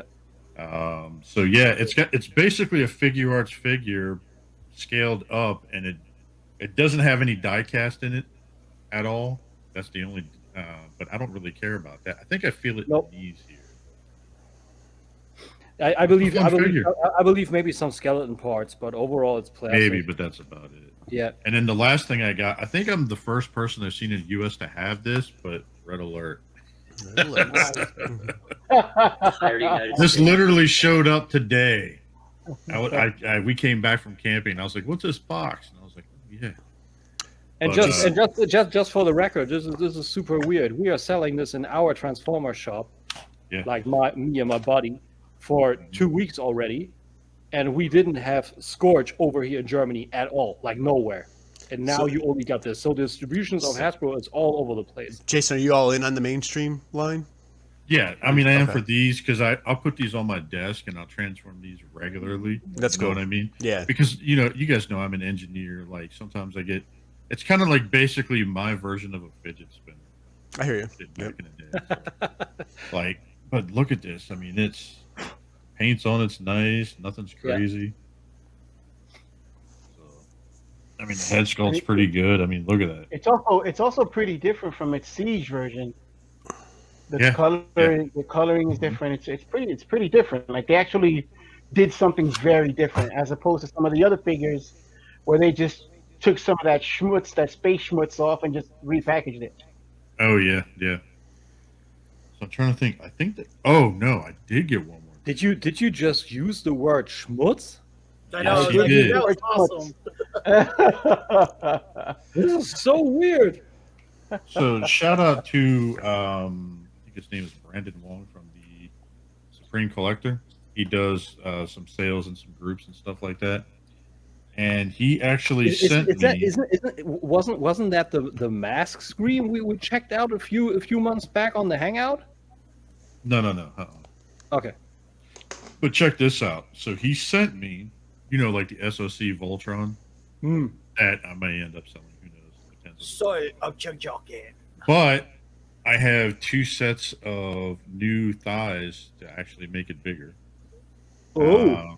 If you look here, this is interesting. So this is all die. These are literally all die cast. Exchangeable die-cast thighs for the SOC? Yeah, look at this. Wow. Okay. And what's nice about this, check this shit out. There's a spring inside here, so when you go to transform it, it'll actually hide the legs. So that way in the back, remember how it was all open in the back, depending on if you have it squatting? Yeah. This actually closes it, so that way it's spring-loaded. Huh. And these are a little taller than what come with SOC, so it makes it like 1/2 inch or 3/4 of an inch taller. And not only that, so check this out. Not only do they have that version, but they also got chrome. Oh, That's that that. changes the game. Yeah, right? shiny. So, yeah, and it even does the same thing in the back here with this. This whole thing is die cast, too. It's wild. The full piece is die-cast. The whole thing is die cast. Yep. And it comes with the screws. It was pretty cool. Shout out to him. He ended up getting in a group. I had the original set, but they were the same size, but this makes them a little longer. But this dude actually gives you printed out instructions step by step on how to. Look at that. That is Look at good. Like, look at that. That's pretty wild. So he actually prints out and sends this to you too. So it's pretty neat. Like I'm actually pretty excited to swap those out. So, and there's some pictures I posted, I think, in our group chat where it showed like the differences in height. Like you can see the differences with them on. But afterwards, it's then bigger than the die rugger, right? Yeah. But from what I understood, though, there may be pieces coming for that one too. Nice. So Yeah, I'll be all keep in people that. posted. Now these are pretty expensive for what they were. Like a lot of people wouldn't go in on these unless you're like really into it. But I think these were like $50 or something like that for a pair. Dang.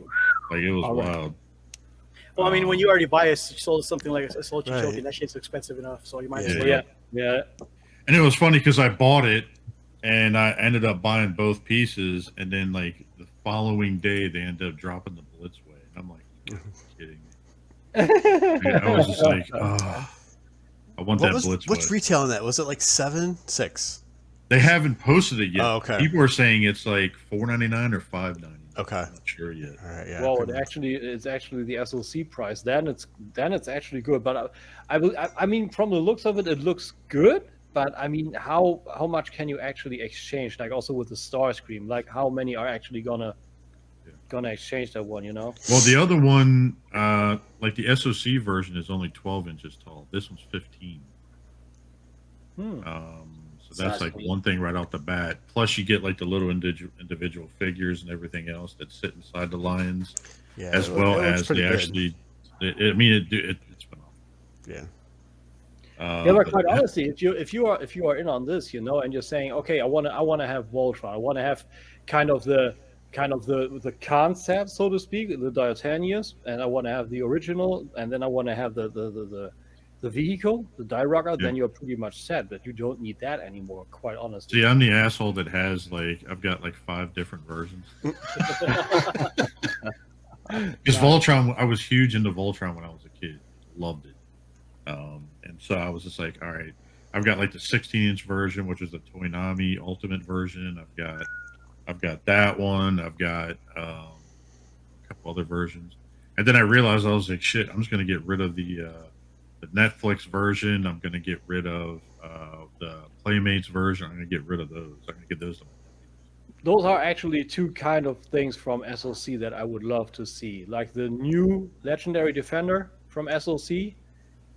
And if they just would go ahead and finally go to the point of all these old school mecha and do a new Ramrod, that would be Team Ramrod.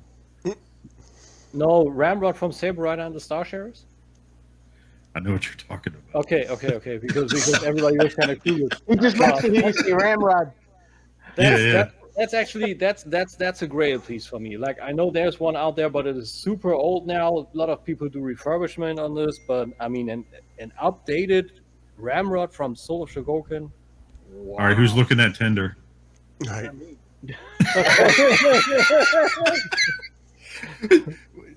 All next thing out of nowhere, they both jump up and they're like, "How the fuck did we get matched?" Yeah. Sorry. I was like. But yeah, that was it for my haul for the week. So that's cool. Let's go and get the rest of the stuff. So Gary, kind of go through our audio and visual listeners. Some of them aren't in the realm, and some are. For the ones that aren't in the realm, kind of go ahead and tell them about yourself, what you collect, stuff like that. Yeah, I'll do that. I'll try to not be too long-winded. But like I said, I was a kid of the 80s, right? So I'm 45. So, basically from early 82 when the, 3 3/4 G.I. Joes were first a thing, that was all there for me growing up, right? All those shows, I was right in that age, 7 to 11 years old. I was also the kid that I wasn't spoiled by any means, but I took really good care of my stuff, right? So my toys would last me a long time. And then I had to be very selective as a kid. So when you'd look at a G.I. Joe or a Masters Universe figure, right, and you look at the back of the package and you go through those different checklists of stuff, I was the kid that I'd have to fixate and decide which character was I going to try and look for next. And then that's what I would hone in on. And then God bless my mom, she was a very patient. We would look for that character, right, and that figure. Same thing, birthdays and Christmas. The old school catalogs, right? You guys remember the Sears catalog or some of the other that J.C. Penney catalog. Got it, J.C. Penney, Montgomery Ward's.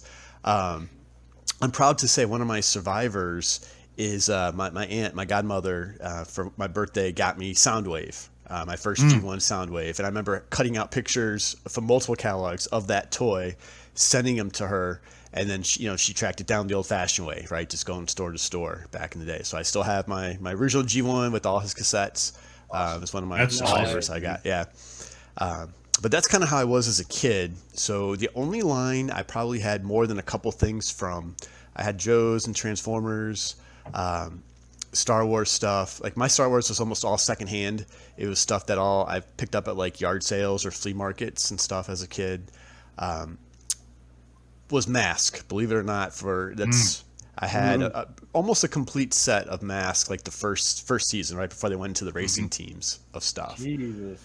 Wow. And I don't know how. I don't know why. It was just, I used to get those as birthday gifts and things like that. So I'd assembled a pretty good collection of that, and I liked it even as a kid because of the realism of the cars and stuff. Flash forward, I guess, right, as the adult, air quotes, collecting. So this may make you guys cringe or not, but is anyone here familiar with like Magic the Gathering, the card game? Yes. Right. I played Okay. it during prom. Yeah. Okay. So college for me was 93 through 97. I had a good friend of mine the summer after we Alpha graduated. sets. Holy crap. I You know, feel me? right? I mean, exactly. I can already right? see where this is going. Oh, no. I know you're going to cringe. You're going to trust me. I had a group of friends in high school that summer we started doing like a weekly gaming night, like one night during the week on Thursdays. And we would do some role playing games. We played a lot of Axis and Allies, some other, strategic board games and stuff. And one of those friends, when he came back from what was our freshman year of college, introduced us to Magic the Gathering, right? He's like, hey, here's this card game. So we go to a couple comic shops, and I think, right, wasn't it Belgium, right, where they were printed overseas before they were purchased by Hasbro years and years later. So we are buying Magic the Gathering booster packs to the point where I'm opening boosters, and I actually had a Black Lotus and I had 2 of the Mox Gems, right, that I opened, Yul, and I was shuffling these back then, Right. That's fine. right? That's fine. Yeah. Right. Okay. So I'm like, oh, this is just a great card game, right? Kind of a thing. And there's a point to all this I'll share, but I go back to college down at University of Miami in Florida. My roommate, I introduced it to him. He loves it. So then we were getting into it pretty heavy, right? And you couldn't find these cards anywhere to the point where he was like researching sports collectible places, all like in the Fort Lauderdale area. And get to the point where he and I are buying a box of boosters. Now this is college. I don't have money for this, right? But I'm like, screw it. I'll eat peanut butter, and tuna fish for a week, and we're going to split a box of boosters and build our decks that way. So I got real heavy into Magic the Gathering in that time frame in the 90s. And then Power of the Force comes out when I'm like in the middle of college. And that for me was like, hey, there's no real internet. I wasn't into magazines and stuff. It was just we were in the Toys R Us looking for miniature paints because we used to play Space Hulk also and some Warhammer stuff. So I turn on the aisle and see all these new Star Wars figures and a brand new Millennium Falcon right in the Power of the Force box. Again, I don't have money for that stuff in college. And I had a bunch of Magic cards. So on the spot, I'm like, and he's a good friend of mine.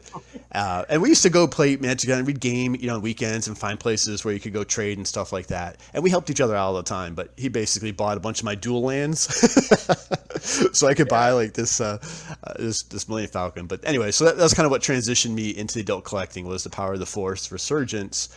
That took me, through college, and then into like post working on your own, working full time kind of thing. So I did the 3 3/4 Star Wars stuff all the way up until like 2006, like hardcore, meaning like I bought everything and anything. I was really into the Clone Wars. You remember and it kills me because they just released those Walmart figures this week. That the shorts, the Clone Wars, right? When it used to be on Cartoon Network. By that, I think it was the brothers who did Matrix, right? Those little short animations. I thought it was Tartowski. Thank you. No, maybe I got confused. Yeah, you're right.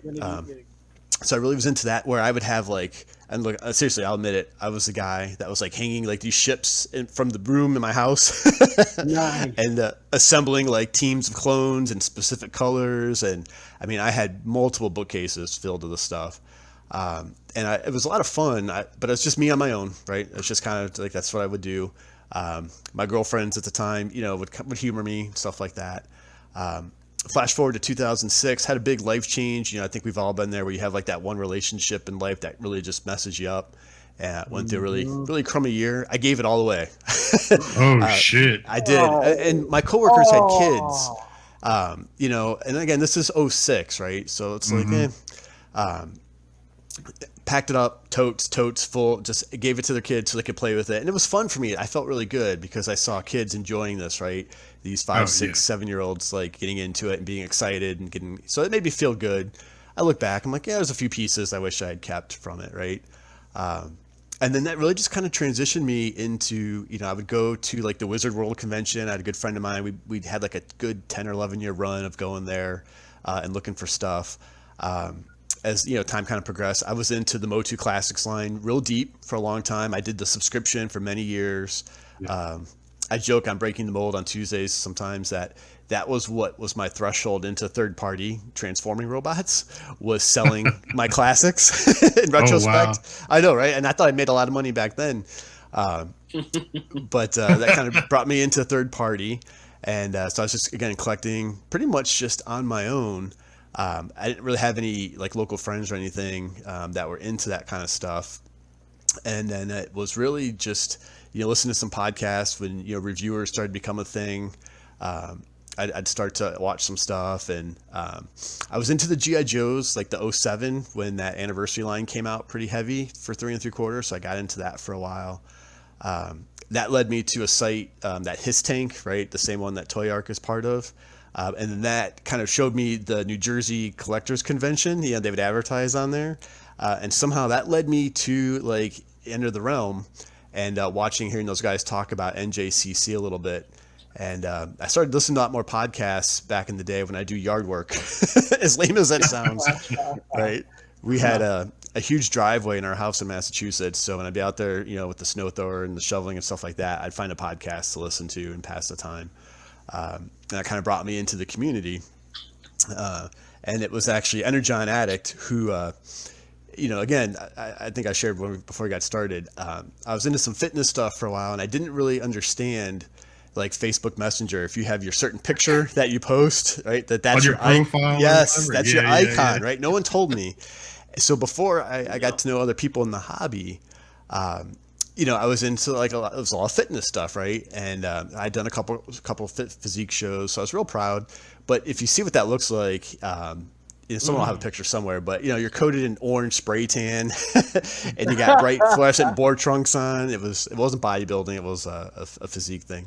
But that was my profile picture. I didn't really realize it. So as I'm reaching out to people, like, "Hey, I listened to you on such and such. I appreciate you sharing that story." I didn't realize really what kind of impression that was leaving. Like, who is this guy? Like looking this way, kind of talking to us. But no, it was actually Dave. And he had shared a story on one of the Monday shows, I think. And I just messaged him, said, "Hey, I appreciate you sharing. I really enjoyed that perspective." And he and I started talking, and I got along real well. And then that led to me going to that ToyCon show in New Jersey back in like 2017. And that's where I met you. Yeah, exactly. Yeah, and I remember telling my wife. I'm like, "Hey, I'm going to go to this show in New Jersey and drive 3 hours, and I'm just going to get a hotel room and stay overnight and meet my friends from the internet." I'm going to go meet a bunch of dudes. Exactly. Yeah, so. I know that Gary just glossed over this. I can't let this go. Yeah, bro, I'm going to share. I'm going to share this. Understand the gravity of what fucking Gary traded away. Okay, hang on. I'll share it because Yul just sent this to me. Okay. Check this shit out. Hang on. What do you got? I know. Don't. I know. So that's what that card is worth right now, dude. That is one card. Dude. Yeah. Okay. And he had multiples, I imagine. No, I had one. That's what's in my porn story. Dude, listen. I traded that card. I think I'm getting a worse glance on my face than with a Funko confusion. Yeah. What this is gonna make you really like cringe. So again, this is like 1997, right? And I'm graduating, so I'm like, I'm not gonna be playing this game anymore, right? Because you would have never guessed. Exactly. I'm with you. I'm with you. I understand. Yep. So I traded it to a local comic shop. I got like $100 in cash and like $150 in store credit, which at the time I was like, holy crap. And I bought a bunch of Power of the Force stuff that just came out that I hadn't seen in stores. I'm like, I'm just going to get all this, I need that Yoda, kind of thing. So, believe me, I understand. I let go of some betas and Ice Age. Yeah, right? Like an entire thing. I wonder if Chuck's got one hidden. You can do a random trade for Legends or something. But I've got one other story I'll share with you guys. Be kind of quick. Was same thing in the mid '90s. My friend Sean, who I did all the magic with, and we were roommates. We were in a comic shop up in Fort Lauderdale, and everything in the shop had like these orange price tags on it, right? And back behind the counter, up on the shelf, was an '85, a G1 Optimus Prime, and I was like, oh, again, right? This is like pre-internet, really eBay stuff, right? Yeah. So to see that, I'm like, oh, this thing looks awesome. There's some young kid working there, couldn't be bothered. I remember he was watching some anime thing behind the desk there, just couldn't be bothered to help us. So I'm like, hey, can I check that out? He brings it down. So there's 2 price tags on it. One said $250, which was in the orange sticker that all the other stuff in the shop was priced with, and then one was the original whatever retail store for $24.99. And I'm like, oh, how much is this? Now the tape was cracked on the side, but it was like untouched, like the styrofoam, all the accessories sealed in the bag, like the trees like unassembled, right, for the accessories and the fists and all that stuff, like the missile, perfect. And I'm like, how much is this thing? And he's like, oh, it's $24.99. So I'm sitting there holding this G1 Prime, debating, and I talk about an early enabler. My friend, he's like, what are you thinking about? He's like, you better buy that damn thing. So anyway, so that was one of my first kind of, retro pieces that I picked up back in the day that I ended up. That's a good consolation prize. Right. For... Yeah. Yeah. But I'll just kind of end, one of the things for me with collecting for now. So I've got, I do some Mythic Legions. I got into some of the 12-inch Motu Mondo figures. I've recycled a lot of my third-party bots around. Got a little bit of Lego. I'm very much I enjoy collecting for the experience and like having the stuff on display. So I don't do anything sealed anymore. I open everything. Yeah. I love to look at it, but at some point, if it doesn't, the whole thing, if it brings you joy, not to sound cheesy, but if I lose interest, then I recycle it, right? Either, resell it, donate it. I don't say donate, but, trade it, stuff like that. I really like the experience of the search and the hunt versus like accumulating what that looks like. That's what I need to get. I need to get to transition to the phase you're at where it's time to let go of stuff. Yeah, and I have a weird sense of like perspective, I guess, because I feel like once you spent the money on it, right? Okay, that money's spent, and then if I can let the hobby continue to fuel itself, like good and bad, right? Some stuff you do crazy well on, and you can recycle it that way. Yeah. Other stuff, it's sometimes you come out on the other side of it, right? It's almost like the trade up. At one point, I had that '89 Hot Toys Batmobile. Just because I love that car, right? And I had it on display for about a year and a half. And then I saw the pricing and I sold that thing for like a ridiculous amount of money, Not bad. Yeah, I had a Hulkbuster Hot Toy a little while, enjoyed having that. And then at some point, I was pretty fortunate. I sold that before the reissue came out. And, but to me, again, it all just goes right back into the hobby for what that looks like. So that's kind of where I'm at with stuff. And I enjoy the community and the good discussions and the fiction. Try to be selective, but like I said, I also cherry pick characters quite a bit. So I'm definitely not the guy that completes any type of team for anything. So. Now I got a quick question for you. Yeah, Was there a particular cartoon that you gravitated towards as a kid? Yes, and I will tell you, it was one that the toys always disappointed me, which was Jace and the Wheeled Warriors. Yeah. Wow. Yes. Right. That one got me right here. Yeah. I never saw that. I don't know that. Yeah. Wow. It was And a great intro too. The intro song. I've got it. Like don't laugh. It's like on my iTunes playlist, like that song, right, by some group that does a lot of like cartoon intros. Oh yeah. But yeah. and that's one of those stories. They never finished it. They just kind of ended it. But the toys, if you guys know, right, the vehicles were awesome, all interchangeable pieces, but the figures are like this, right? They're like smaller than a mask figure.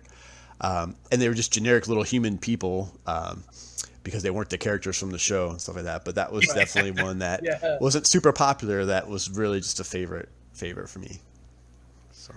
Real quick, Gary, since I met you, you've always had this very diverse taste in the things that you collect. I know, right? Eccentric. Do you ever have like a problem having to put the pause button and say, all right, there's a whole lot of stuff out there that I like and I don't want to go in 45 directions. How do I control that yearn to have this stuff? Yeah. That's a great question. For me, I don't like. I think I still have. So I'm really strange. Again, things sounds weird for someone who collects. When things start to feel too busy to me, like my display shelves. I'm fortunate in this house that we have now. I don't know, I'm gonna see if I can spin the computer around, maybe just to see if this will work a little bit. I don't know if you guys can kind of see. Careful, Grayskull. Grayskull. Yeah, right. Nice. So I've got like a pretty clean setup. You know, I've got tons of display space. They're not filled in any way, shape, or form. There's lights and stuff on there too, but I don't have them on. But like, it's weird. Like, if things get too busy, it causes me stress, and the fun turns into almost anxiety. And I'm like, okay, it's times like the Great Purge, you know, and I'll look at the shelf and be like, okay, it's time to recycle something. He's getting agoraphobic with his toys. It happens. Yeah, it's weird. So It's what's happening with my pops all of a sudden too. Yeah, it's so. But there's that kid in me that, like I said, we weren't wealthy at all growing up. I was not the kid, right? I'd go look at toys in the aisle, but I never asked for anything because I knew what the answer was, right? I had to save my own money, you know, from allowance and birthdays and things like that. So again, I had to be super selective. So like for Motu, I had maybe 5 or 6 characters total, right? I had like a Battle Army He-Man, I had a regular Skeletor, I remember I had a Battle Cat, I had original Buzz-Off, Trapjaw. I spent, I think, a year trying to find freaking Trapjaw, right, in stores. And I'd see other characters, I never found them. We were in Montgomery Ward's in Chicago, which is a department store, not really a toy store. I remember that. Yeah. Montgomery Ward's. Yeah. Focus. And I go down the aisle, and there's nothing but Trapjaw there, right? I have like almost a meltdown to the point where my mom was like, "All right, don't worry," because she knew how long we had searched for him. She's like, "You can get one," you know. So to your point, Ralph, for me, like I try to, like I go, like Mythic Legion's a good example. Some of these guys buy Mythic Legions, right? Buy the freaking case to customize and build armies. I still try and cherry pick like which characters I really like the best, right? And sometimes for me that means like buying 2 or 3, and then I'll kind of decide this is the one I really like the most, and I'll kind of recycle the others. So that's just, I don't know, it helps me try to keep it focused. My biggest guilty bad habit is I still like to hunt at retail, even if I'm not really collecting stuff. I like to look, and I'll make those purchases out of boredom. You know what I mean? Like I'll buy like I'll buy like that Marvel Legends just to have something to open, or you know, Black Series, and I'm like, you know, and it's like, you know what it's going to be as soon as you open it, but you still do it, right, just to get the thrill. You know, there's a ton. There's like, that's like a Greg Sullivan thing to do. Greg's real good.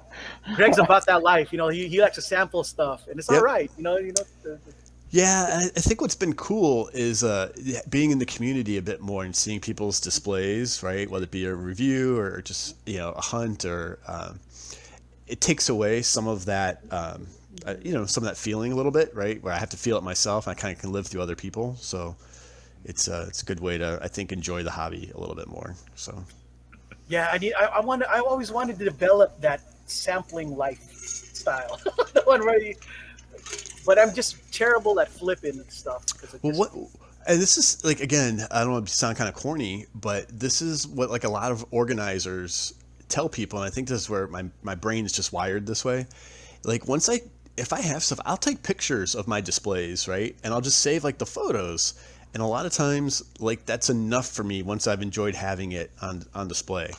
I'm kind of like that with like Lego is a good example. I don't need to collect Lego. I love building them. And then I can have it on display for a while. And then the great thing about Lego is they hold their value so well. I can essentially, you know, sell it for what I paid and then get something else, right? And have the joy of putting it together type of thing. Yes. So yeah, so it's kind of a long story, but it's kind of where I'm at. That's a great and story, man. I had a lot of fun. Yeah, it was. Except for the magic cards, right? No, that was even better because it reminds me of my own heartache with magic cards. So I understand. But it's generally interesting. I remember when we still had the ROC hangouts, and we were both having the Hulk person. Like yours is now gone, and I still got mine in the same very place. You know. Memory. And I don't do it like for money. I always tell, like, it's not about like, I'm not trying to make money off anything. Sometimes you come out ahead, right? Sometimes you don't. But if me, I look at it like it's almost like a recycling in the hobby, and then the hobby's paying for itself, right? It's kind of keeping the hobby alive. And yes, it going. Exactly. Yeah. You're exactly right. You know, and look, I'm guilty of the FOMO as well. I don't really collect Marvel Legends, but I bought a Sentinel last year. I'm like, and it's paid for, but I'm like, what am I going to do with this thing? But at the same time, I went in on the Razor Crest because I freaking really, really like that series, you know. Yeah. So, Yeah. so I've got the Razor Crest coming, which is exciting for 3 3/4 stuff. So they needed to have that. Remember how like those toys as kids where it had like the little thing you used to stomp on and shit used to blow up? They should add that to like. Oh man. Even though I knew, even though it blew up, I still picked up a Razor's Crest. Yeah, it's still cool, right? That's not the... Yeah.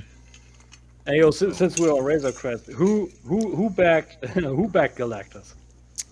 That one's not for me. I haven't It's impressive, yet. though. I'm debating. I'm strongly debating. I love how he looks, but it's not available to us. The only reason why is because I want to put it with the Mezco Fantastic Four. That's why. I'm just gonna get the giant Funko Pop version. That should be enough. And I can't wait. No, seriously, I'm gonna get it. I'm gonna show it to you guys, and I'm sure you guys will be like, "Okay, that's cool." So I will share. Aside from the Magic the Gathering debacle, right? But again, who would ever know, right? Those sort of like playing cards that like None of us did. That's the I tragedy know, of it. exactly, right? Who thought it'd still be here? As a matter of fact, who the who'd have thought Pokemon people also yeah. same thing too. Like, Oh yeah. Yeah. Well, if you'd told me in the 20 years ago in the mid 90s, I'd walk into a Target at some point, right, and find Magic cards. Yeah. I was like, it's crazy. You know? No, agreed. I mean, because like at the time we were in a generation where collectibles have become kind of a disillusion. Like 90s comic books didn't hold value kind of like we thought we did. So we imagined all our hobbies at the time would cap out, you know.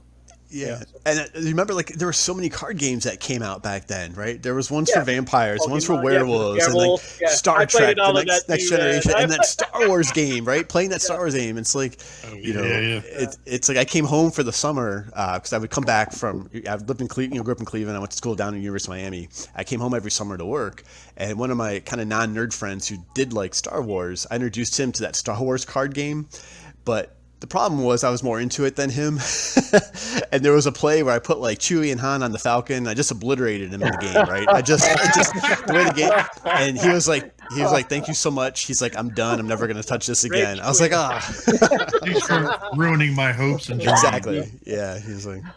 I mean, it's not only about cards, you know. Like also, quite honestly, with Masters of the Universe. I mean, who would have thought like back in the day we had like this really one-dimensional figures. You were able to rotate the arms, you rotate the waist, and you were pretty much fun. But now you have updated versions with full articulation and a full new line and Lego. You can build that stuff. It's just when you think about where everything went. Like I always like to repeat that it's a great time to be a collector. Like you're still young, you can still enjoy this. You still get the tickles, and you can afford all this stuff, and there's all these updated versions. And if you really want to go crazy, you can also dive in on a Magic card for $1,200. No, that wasn't $1,200. Yeah. Was it more? Was it more? It was 1.2 million, dude. No, what? Yeah. So if you know the game, right? I played a solid white deck back in the day, and it was not that white weenie deck that everybody used to put together, right, with the little piddly creatures. Yeah. I based my whole thing around my favorite card was that Sarah Angel, right? Back in the day, I just 4 Sarah Angels, right? Build them up with like the Crusades. I had like cards from the Arabian Nights, like with the friggin' Wrath of God, Armageddon. But I had the ability to get a Sarah Angel on the table, like first round, almost every hand, right, with those cards, not realizing what a big deal it was, and then would just obliterate people with my Angel of Death, this pretty angel card. Yeah. It looked like you were getting ready to ask a question. Sorry. No, it's fine. Yeah, Gary, you mentioned earlier, like you were, working out and like trying to be Mr. Olympian and all that. And, I don't know if you know this about me, but I'm a fat piece of shit. And I was wondering if you could tell me how to work out properly. How's my question? I don't know if I'm the expert for that. I don't know. I just always tell people, like, for me, it's kind of like learning. Like when you learn anything new, right? I was never really confident in that arena, and I was just trying to educate myself through like whether it be like with a trainer or other people that were in it, and I found it was a good stress relief. Is really what it was the biggest thing for me. But as you make other choices and you see what you can do, right? I don't know. That was kind of the. But I try not to be ever claim to be the expert, because what works for me or what I choose to do isn't what everybody's going to do either, right? So. Yeah, you like it, you win, right? Yeah. Diet and yoga for me, dude. That's what I'm gonna do. I just can't picture Yule in yoga pants. I don't know. It's weird. I will say, That's the show this week. That's the show. anyone who's ever been with me at like an event can attest to the fact. And Tim, you were there. You saw. Like, I give people a heads up. I get hangry like really quick. So like I'm the same way. Yeah, right. So when I say like, hey, when are we eating? Like, and I give people like a 30-minute notice, that doesn't mean, hey, in 30 minutes, let's make a decision. That means in 30 minutes, I need to be seated wherever we're at. Eating right now. Yes, yeah. with the And my yes, teeth need to be on course and whatever. exactly, is in front with of the my meal in plate. front of me, because Dude, so Yeah, I Snickers. remember a fun story one time. What was it? NGCC.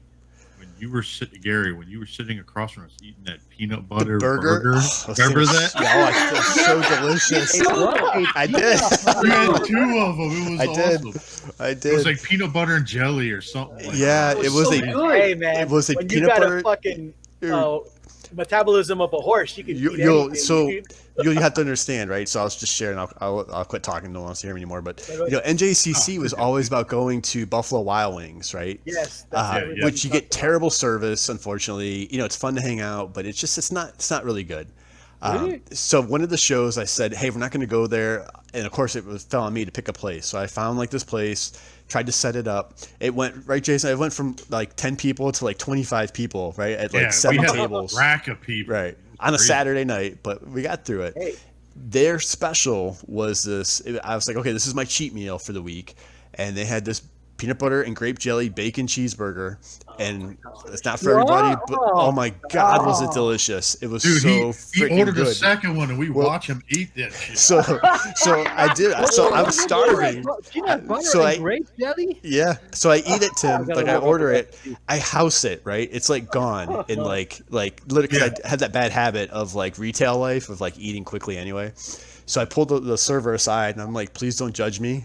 And I was very quiet because I didn't want to make a big deal about it. I was like, can you bring me another one just like that? And she's like, wow, okay. So I was just- remember that. It was yeah, awesome. I was just quietly sitting there, and all of a sudden she comes back out with another. And everyone's like, "What's going on?" I was like, "Didn't you get your food?" I'm like, "Yeah." I was like, And I think some of us are still waiting on our original meal to come out. I was like, I'm so proud. still hungry, but yeah, it was good. That was a win. That's what's up. All right, Oh let's my get to God. it, man. We got to talk All about right. the most controversial Yep. thing this week. It's got to be discussed. Masters of the Universe Revelation. Oh man. gosh, here What's we go. that? Wolf hated that. Oh. Mila and friends. All right, so let's see here. Wolf, why don't you start? This isn't going to be as controversial as you think. I don't know why everyone's all like, "Oh my god, my pins and needles." No. I want to hear you. No, all right, Yes, listen. sir. So, I posted on my Facebook page. I gave it a 4 out of 10, and I've been thinking about it. And I think that was a little low. I'll probably bump it up to about a 5. I gave him a thumbs up on that because I shared Yeah, I'm sure you did. Let me just start off right off the bat. I don't have a problem with the Tila-centric focus. I know I make the joke, the Tila show and all that. Like I'm just messing around because it's what I do. I don't care about that. I don't care about the haircut or that she was buffer than some people. I don't care about what was the other girl's name? Andra? Andra. That didn't bother me. None of that stuff. I know that's the big thing. We're talking, the word woke is getting thrown around a lot. I also understand that the original Masters of the Universe cartoon was basically a glorified 80s or a glorified cartoon Right. or a toy commercial for us. Right. One thing I do appreciate about this series is that it tried to expand on the lore. Mhm. we didn't get that in the original. It was more like Skeletor's got a stupid plot that's going to fail Right. because he's an idiot and all that stuff. Like basic, Yeah, twirling a mustache bad guy thing. That's your very belated Filmation He-Man review. Yeah, yeah. So I mean, I appreciate them adding things like that. I liked it. Adding characters and King Grayskull. I don't care that they made him black. I really don't care about stuff like that. They added Wondar and like brief scenes. I just thought that 5 episodes was not enough to tell this story. I know there's 2 seasons. Yeah. It's also Right. another 5 episodes. yeah. Yeah. I felt like they crammed a lot of stuff in there. It was very Yeah. quickly moving. Like, all right, so we have the first episode where the fight. All right, the big Yep. fight that was basically the first trailer, and it sucked us all in. And it's like, yeah, this is gonna be great. And they killed them and whatever, and then they just jump. They jump a determined amount of years in the future. They're Tila and Andra. They're like these techno hunters or whatever. Magic hunters are using technology. That's the thing in Eternity. Never, Now, that's fine. essentially. Yeah. I don't care for the Andra character mostly because they didn't do anything with her. Like this is Right. just here she is. She's just a back. Who are you? Like give me a background. I didn't Yeah, get a background on her. she's a travel companion. That was it. Yeah, like I don't. And then if she's just the girlfriend, I don't care. Right. I want to put that all out there. I'm not these guys. Luke, on are the you internet. having a seizure right now? I see your eyes. Me? Crazy. Yule's really mad at me right now. No. I'm everything you're saying is correct. I don't disagree. I Yes. wish they had kind of, and maybe the second part will change my mind a little bit. But right now, I wish they had either made like a few more episodes establishing things like, okay, Grayskull had this hidden power underneath it the whole time, instead of just doing it in 5 minutes and like we Right. just learned about it.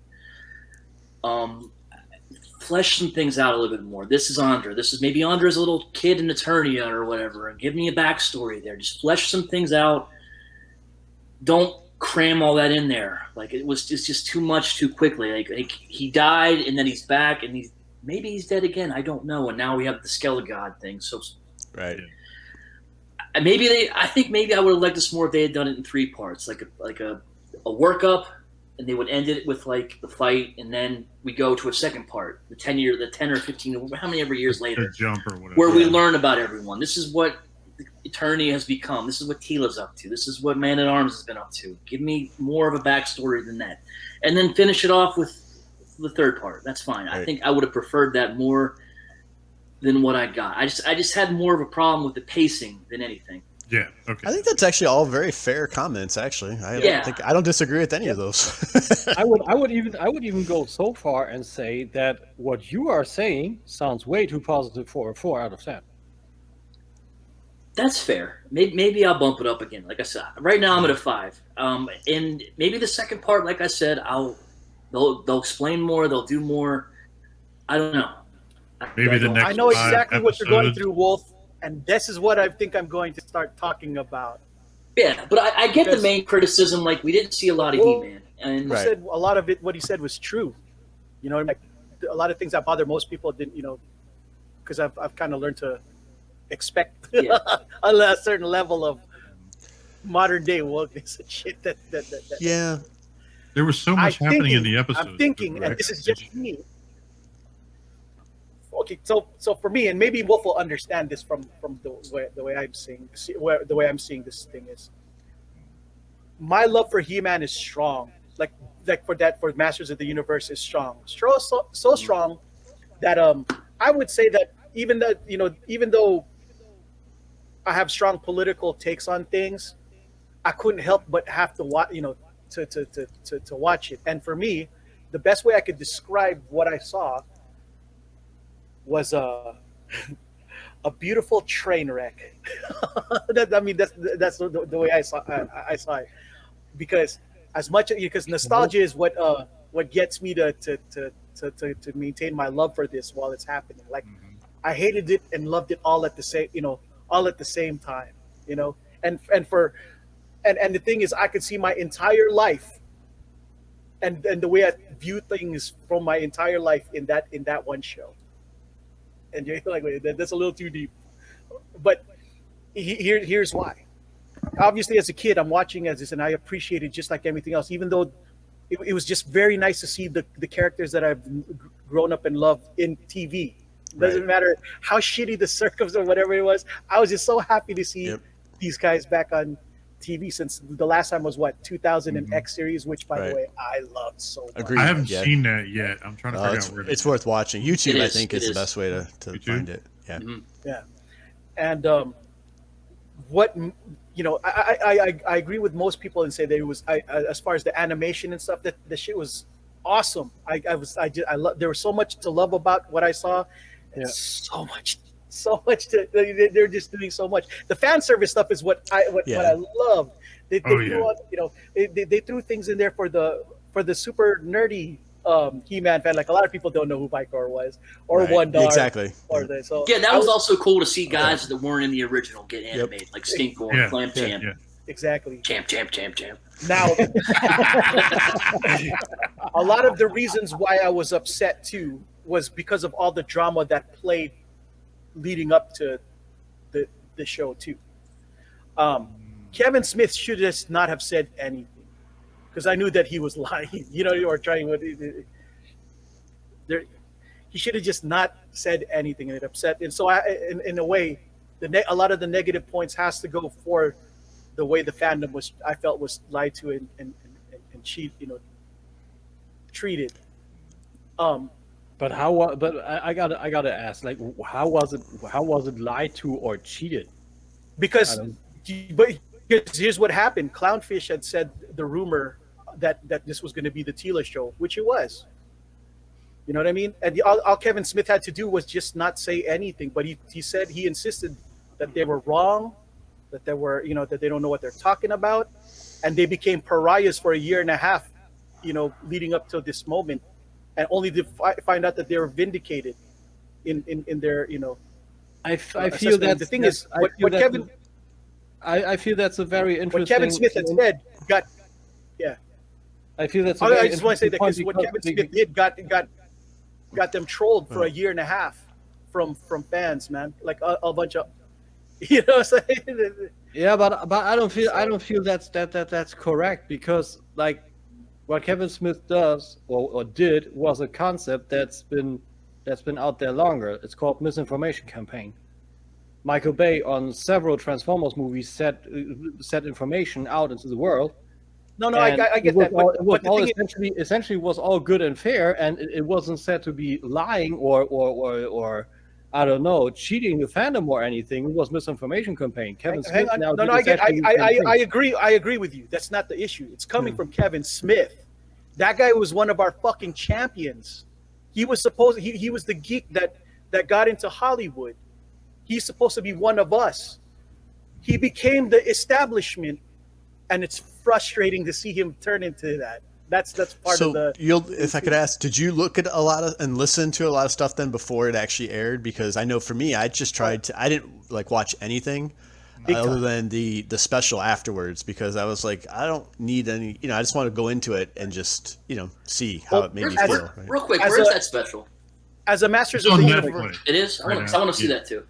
I didn't get a chance to watch it yet. So as a Masters of the Universe whore, I had to know. No matter for better or worse, if there's spoilers, I'm gonna. Oh, gotcha. I just gotta know. So, and the thing is, I remember, like I said, I've adopted a whole lot of different politics within the last 3 years too. I've taken a hard right on certain things, because I feel, and this is just me, that my entertainment has been, it has been ruled by SJWs, and all I can see is propaganda instead of the fun shit that me and you used to watch and enjoy back in the day. And I'm trying so hard to make sure that I feel like that I have to voice it and say, like, guys, we don't need to be lectured. Please, just tell us good stories or something. Right. And one of the frustrating things for me was definitely the race swapping stuff. It was, and I'll tell you why it was frustrating for me. As much as I love as a minority to have representation, I don't want that to, I don't want something to be changed to something else that was, if that was never the case to begin with. Create something new for us, so and write us to be fun and likable in there. Don't turn somebody that was traditionally cool and white and fucking turn them to something else. Like if they turned King Grayskull to some Filipino dude, I would not have been happy with that either. Like, oh, okay, that's cute. I'm glad that you thought it was cool to throw in a Filipino there or whatever, but you didn't have to do that to King Grayskull. My point, I know it's a fantasy saying there shouldn't be no Filipinos in Eternia or whatever, right? But my point is, for me, I feel like we deserve better. Like, can you if you're gonna put people of color in there, like Clamp Champ, for example, just make more, make them cooler in the show. Give them more personality, right? Instead of, they didn't have to turn King Grayskull black. They didn't have to turn Andra black. There was already, Clamp Champ. Yeah, but was she an original character or not? I can't. No. She in the comics. Wasn't she in the Andra. mini comics? Yeah, Andra, she was. Yeah, Captain Andra was white. Right. And that's I never another. read the mini comics. That's why I asked. Well, Yeah, I gotta say, quite honestly, I don't see, quite honestly, I don't see any problem with this, like, whatsoever. Like, maybe I'm a little naive with this, maybe. But my point of view on this is, quite honestly, we had King Grayskull incarnations before, and he was white, but it was only in figure form. It was in figure form, and that was it. There was an Filmation lore to split it off and called it Filmation lore. There was never a King Grayskull. It was ever only Castle Grayskull, and it wasn't explained. Was it a king that came beforehand, or is that just... Okay, you didn't watch the 2000X series, weird... right? Right. That's another thing.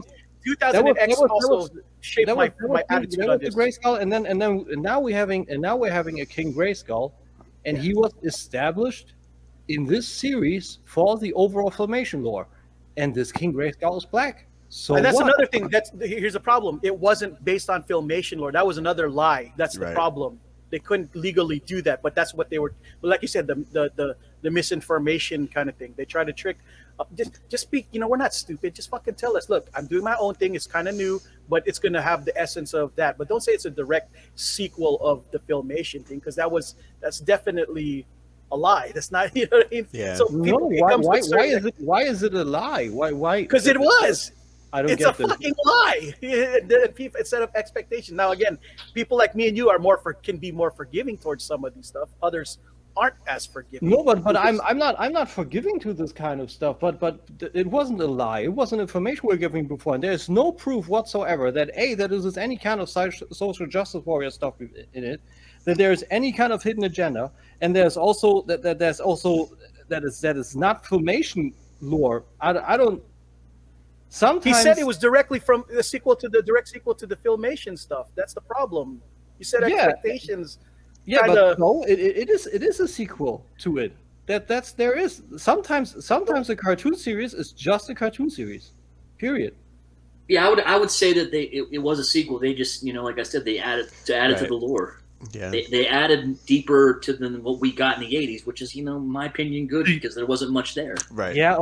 He should have just said that it was something that was going to be its own thing. Like what they did with the Crisis on Infinite Earths, Kingdom Come Superman. That was Brent and Ralph, where they said, okay, it's not a sequel to Superman Returns because it's too far off, but it's Coda. It's in the same vein. I mean, you could look at it like that now, but what I'm saying is, at the time, during the prior to all that, that's what the expectations were. When you say something's a direct sequel, you know what I'm saying? Well, honestly, I haven't been reading or watching any of the shit that his interviews or nothing, because for stuff like this. Again, that's why Kevin Smith should have just not said anything. He should have just. In general, I try not to read any of that shit interviews or anything, because it gets kind of crazy. Yeah, but I did, for example, and I feel like there's, quite honestly, people are thinking way too much into this.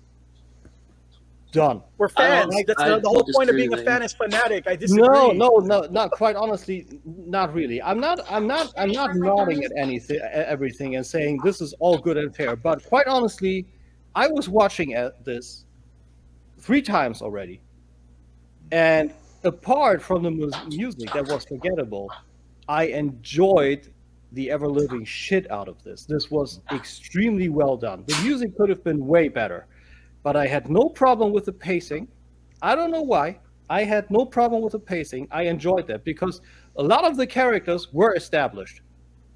That may it be through figures or through mini comics or whatever, but they were established, and this was a continuation of the original series. And apart from the stuff that I thought, okay, it could have maybe used a few sprinkles of the Filmation score to have some more familiarity.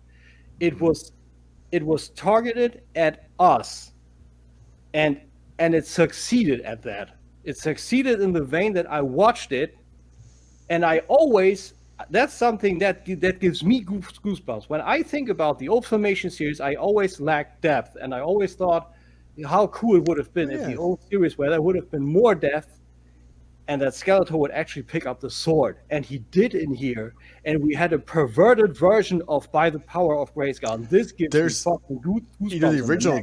There's only that one episode where He-Man thinks he kills that person, and it's that one like creature guy that like can stop his heart. Right. Yeah. You know what I mean? And so he thinks he actually killed somebody in the episode. And it's the only episode they actually ever showed like death in that. One line in this that I thought was great was when they were doing the fight scene and Skeletor's like, "Look at you using your sword like you've never used it before." Yeah. So that can was I say, great. I like that. Of all the stuff, you know what was most disturbing to me was, okay, so you know how like Skeletor was like in disguise, right? And then it wasn't, you know, it was Faker, and it was Night Stalker as the horse, right? And they show him later on where like the Royal Guards like trying to like lasso the horse, and like, and Man-at-Arms goes out and punches it in the head. Did you catch that? I was like, he just punched the horse. I was like, that's the worst thing I've seen in this whole series. Night Stalker is evil. Also a line that I love was actually also from Skeletor just a few seconds later when actually Handra asked him, "What is your problem?" And he's like, "Look at my face." Yeah, right. That was pretty funny. Like totally. I'm magically made ugly. I can't get laid. What the fuck am I supposed to do? So I will say, like, maybe I was more forgiving because I didn't, like, I knew there'd be some of this modernization of stuff, and I just kind of was going to accept it. No.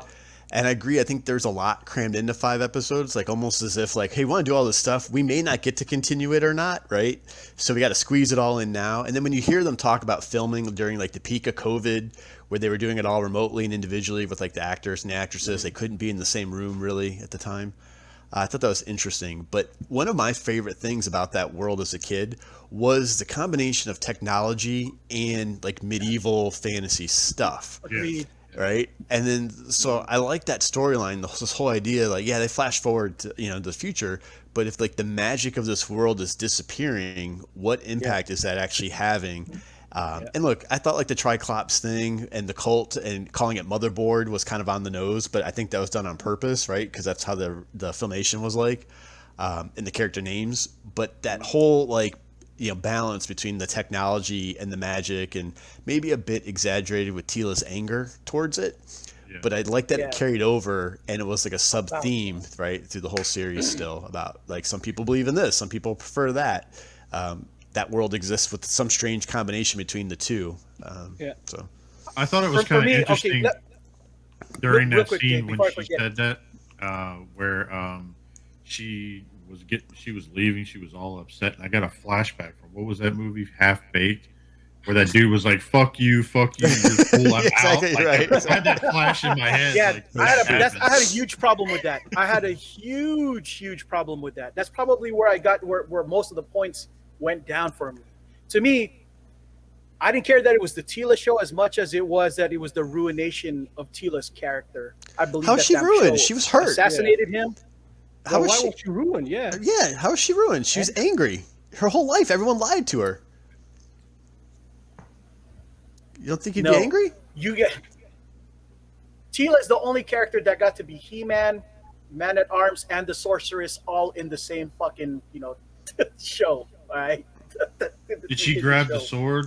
She wasn't really He-Man. That's not. Yeah, no. Just wait, it's coming. It's coming. Well, I mean, Anyway, if it is, it is. he- If it happens, it happens. But dude, put yourself in those shoes. If people lied to you Yes. your I'd be whole pissed. life, No, Yeah. right? and that's a problem. No, that's not it at all. When Adam fucking died and sacrificed himself, she made it about her. Are you fucking kidding me? She became a petulant. I'm pissed off. Adam sacrificed himself for you. Human nature, though, when you're sad, it's easier to be angry than to be sad, and she had plenty to be angry about. So she fueled it that way. Not if you're and going to be a man. explained herself later on. She Not essentially said that she was sad, but she couldn't properly mourn him because he was lied to the whole time. No. She's going to be man at arms. Man at arms means like the general of the gosh damn, forces of Eternia. You have to be a little more even keeled if you're going to be a leader of the, a general of that level. I don't know. Maybe a lot of it's because I was a former army officer, and and I just find it really hard to believe that they made, that she became a narcissist in the middle of that kind of situation. I thought that was garbage, and they should have done her better than that, in my opinion. So I got a quick King question. Randor too. King Randor's assassination of his character. All of a sudden, his number one ace, he's gonna fucking banish and say, if I ever see you again after years of fucking fighting alongside with That this makes guy. you know what? That made sense to me though, because that's like Yeah. his I kid think just that's died. because He they found spread out. everything along. You were there to protect his kid. You've lied to me about a whole Yeah. secret his whole Yeah. life, That and now makes he's sense. dead. You didn't do No. your job to protect him. Hey, he's He-Man. He-Man, you know what I mean? He was fucking He-Man. But the Okay. king didn't But know He that. didn't know, No, and he didn't know He found that. out. Well, when he making found sure out, of Adam course, was when he All right. found- when he So found I out want it to was know He-Man. what Ralphie thinks right Yeah, now. this was I haven't heard anything from her Right. and him yet. I'm absorbing what everybody is saying because Uh-oh. the internet is Turn your absorbing camera you. off. oh man, I'm about to turn my camera off. Sorry guys. It's all right. As long as we can hear you. You had the creep. Oh, my. You had the creepy camera guy in the background filming porn look on your face for a second. All right. So anyway, I look at this the way I looked at the Transformers Netflix series. I don't associate anything that I watch now. I don't want to get personal, but I just feel like what's happening now that Hollywood is deficient, and the only way that they can continue things is by dipping into our generation. And I don't expect to see the Filmation 80s cartoon with a modern touch on it. I don't expect to see the 1980s, Flint Dille Transformers with a modern a spin. I expect to see a totally new, totally fresh, totally modern show. Like all those pre-show interviews, I stayed away from all of that. I just wanted to watch the show, get my initial reaction, and then decide whether this is worth me watching again or if I'm happy about it. And much like many of you, I do give it a 4.5 out of 10. And the reason why, because it's exactly what Wolfie said. They cram so much into these small episodes. And, there's so much that they leave out. How do you take an entire... For example, I'll just give it an example. You bring in Moss Man, you burn him down. Done. And I'm just like, wait a minute. How do you take generations of characters and then just kill them off? Dude, they did it in the Transformers. Transformers movie, though. It's the same thing. Yeah. That happened in that movie, right? It's the same exact demo. It's not the first time we've seen it, and now we're adults seeing it. In the 86 movie, though, in the 86 Transformers movie, you still had seasons of TV shows where these characters had something to them. Here, it's different. They took the entire Filmation, the early generation, the early 80s, and there was information out that they were going to basically make it a continuation of that. Well, I expected to see more characters involved, the not so much the regulars from the 80s, but just a little bit longer lifespan. Do you think they should I wanted extend to the see episode? more No, stories. I think you guys are being a little one-sided though, because if you look at let's look at the roster of the bad characters, and how much depth you got into them. I thought they expanded them all pretty decent. You see what Triclops turns into when he's in charge. You learn a little bit more about Merman. You see Beastman's, affection and, desire to please Evelyn. You learned a lot about Evelyn. I felt like they went into actually quite a decent amount of character backgrounds to carry over. I was going to get to that. I was actually talking about one side versus. I was going to start with one side and then go to the other. Oh, okay. Gotcha. Okay. Yeah. But I was going to get to exactly what Gary is saying. It seems to me like they did a better job with those characters than they did the characters that the lore or the fandom wanted to see. And I think that's where there's a big disconnect between the fandom and Kevin Smith, I believe his name is. I believe he let the fandom down. For me personally, I expected to see a different show, different animation. I wanted to see something different. But the minute that you kill He-Man, you kill Skeletor, you basically, to me, you took the story. You took the story away and you just developed something totally different. And I guess that's okay on a creativity side of things. You wanted to create something different from a different perspective. But I think we wanted to see more of those characters. Yeah. You know what? I'm just going to say what it reminded me of is I'm a big fan of the Aliens movies. I love the second one, right? The 86 Aliens movie. And I always think how disappointed I was when Alien 3 came out and they opened that movie with everybody dying on the ship, right? So all the characters that you stood by that survived, that whole journey. And then the next, they just come in and they get rid of them. So I can appreciate that perspective because that's kind of similar to what you're describing, Ralph, is take out the two main leaders and then what are you left with, I could see that. I think as a fandom, the fans wanted to see more, climactic, more thunderous type of clash between Skeletor and He-Man, as opposed to what you got, where the first episode was it, and everything else was just like a build-up of something else totally different. Did you guys have any feelings around the Castle Grayskull reveal and that little bit of the story arc? I didn't have a problem with it. I didn't either. Not really? At all. See, that bothered me. I'm like, no. There's this giant. Here's this like actual icon, right? Breaking into the castle and getting the power of the castle, and it was that. Oh, it's a hologram. It's not really there.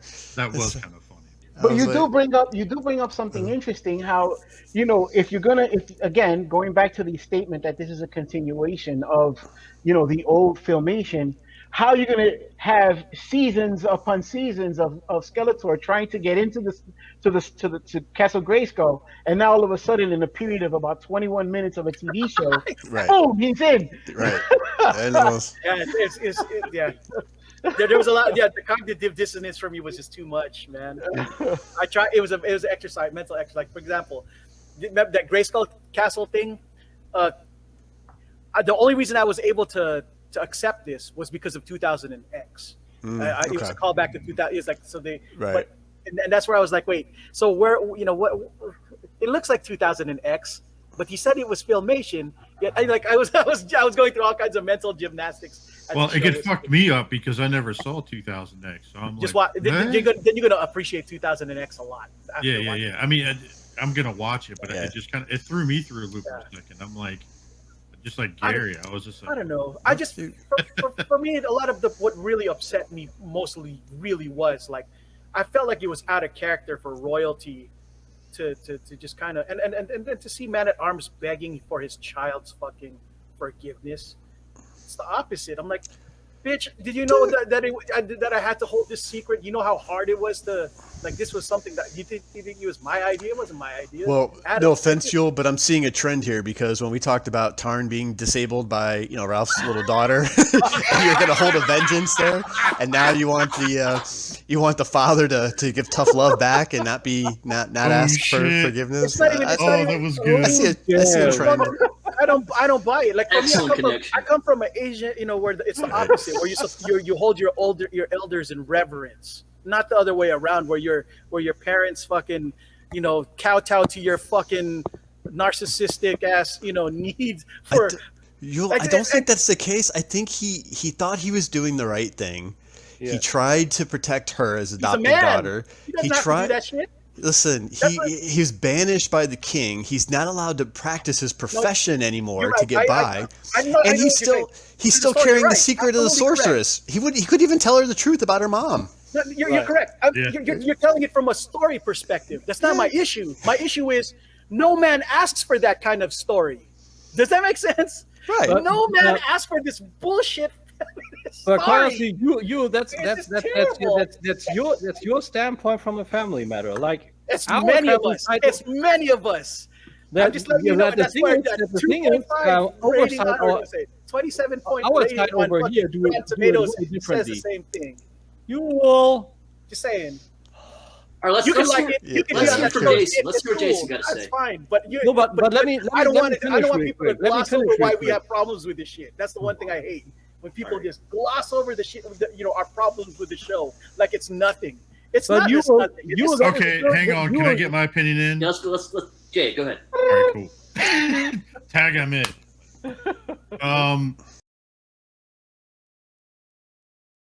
So when I was watching it, I was excited to see this show. Okay. So I didn't read the comics. I didn't watch any of the 2000X or any of the other stuff. I didn't have any of that stuff to go for. I just had the toy. I had the toys when I was a kid. I didn't see all the episodes as a kid because I wasn't as into He-Man as much when I was a kid. So to kind of see this as an adult, like with the updated animation, kind of some of the storyline with the way everything else goes, I actually kind of enjoyed it, even though like everybody's opinions have been kind of across the board. I've been ignoring, just like with the rest of the fandom, I've been ignoring like hearing like all the arguing back and forth about everything. And so I just been, going through like, I didn't mind the haircut. I don't give a shit about any of that. That stuff didn't bother me. I don't care. I actually wanted to see more of the characters. Yeah. I wanted to see more. I think mainly I wanted to see more episodes. I think that's what I wanted to see more. And I understand why that they did it. But I wanted to see more. I wanted to see more of the battle scene. I wanted to see. And so that was just me. Yeah, because I got to bounce soon too. Yeah, we didn't see him. What's that? I'm sorry. I was saying, did they show many faces? No, they didn't. No, they didn't. Okay. They didn't show a lot of the other masters. That's probably one of the other things I would have liked to see. That's why I was kind of wondering, like, where are these other guys?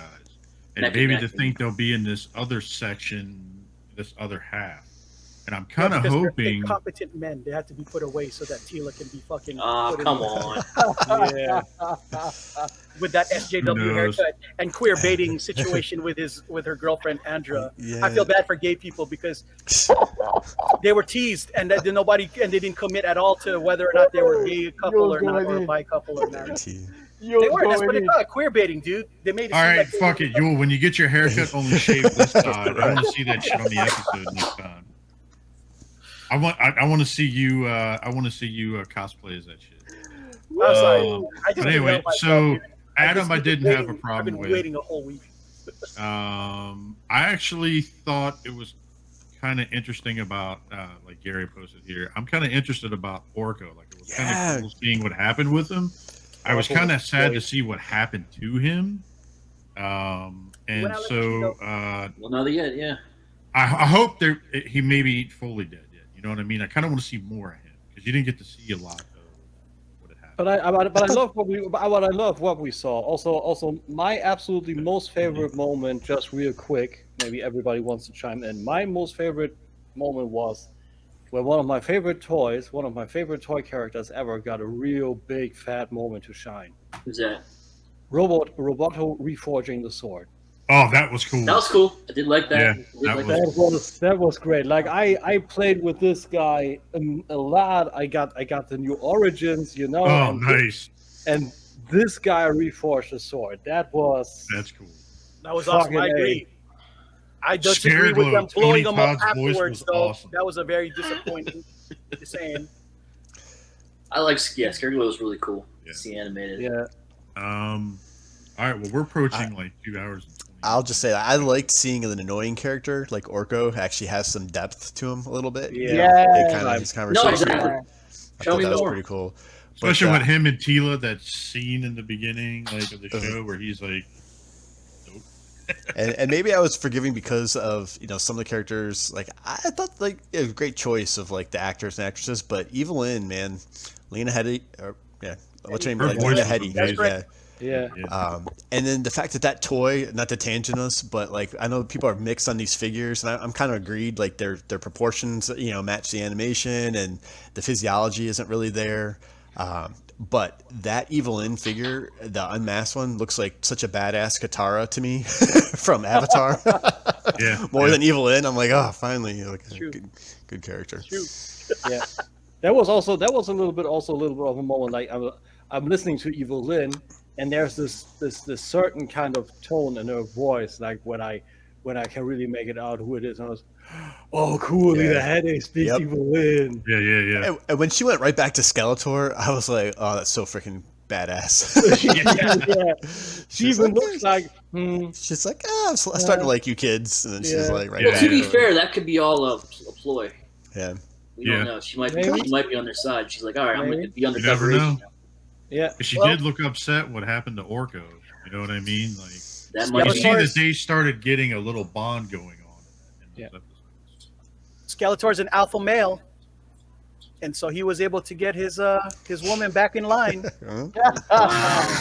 All right, so real All right. quick, let's go around. Let's everybody give out of 10. What would you give?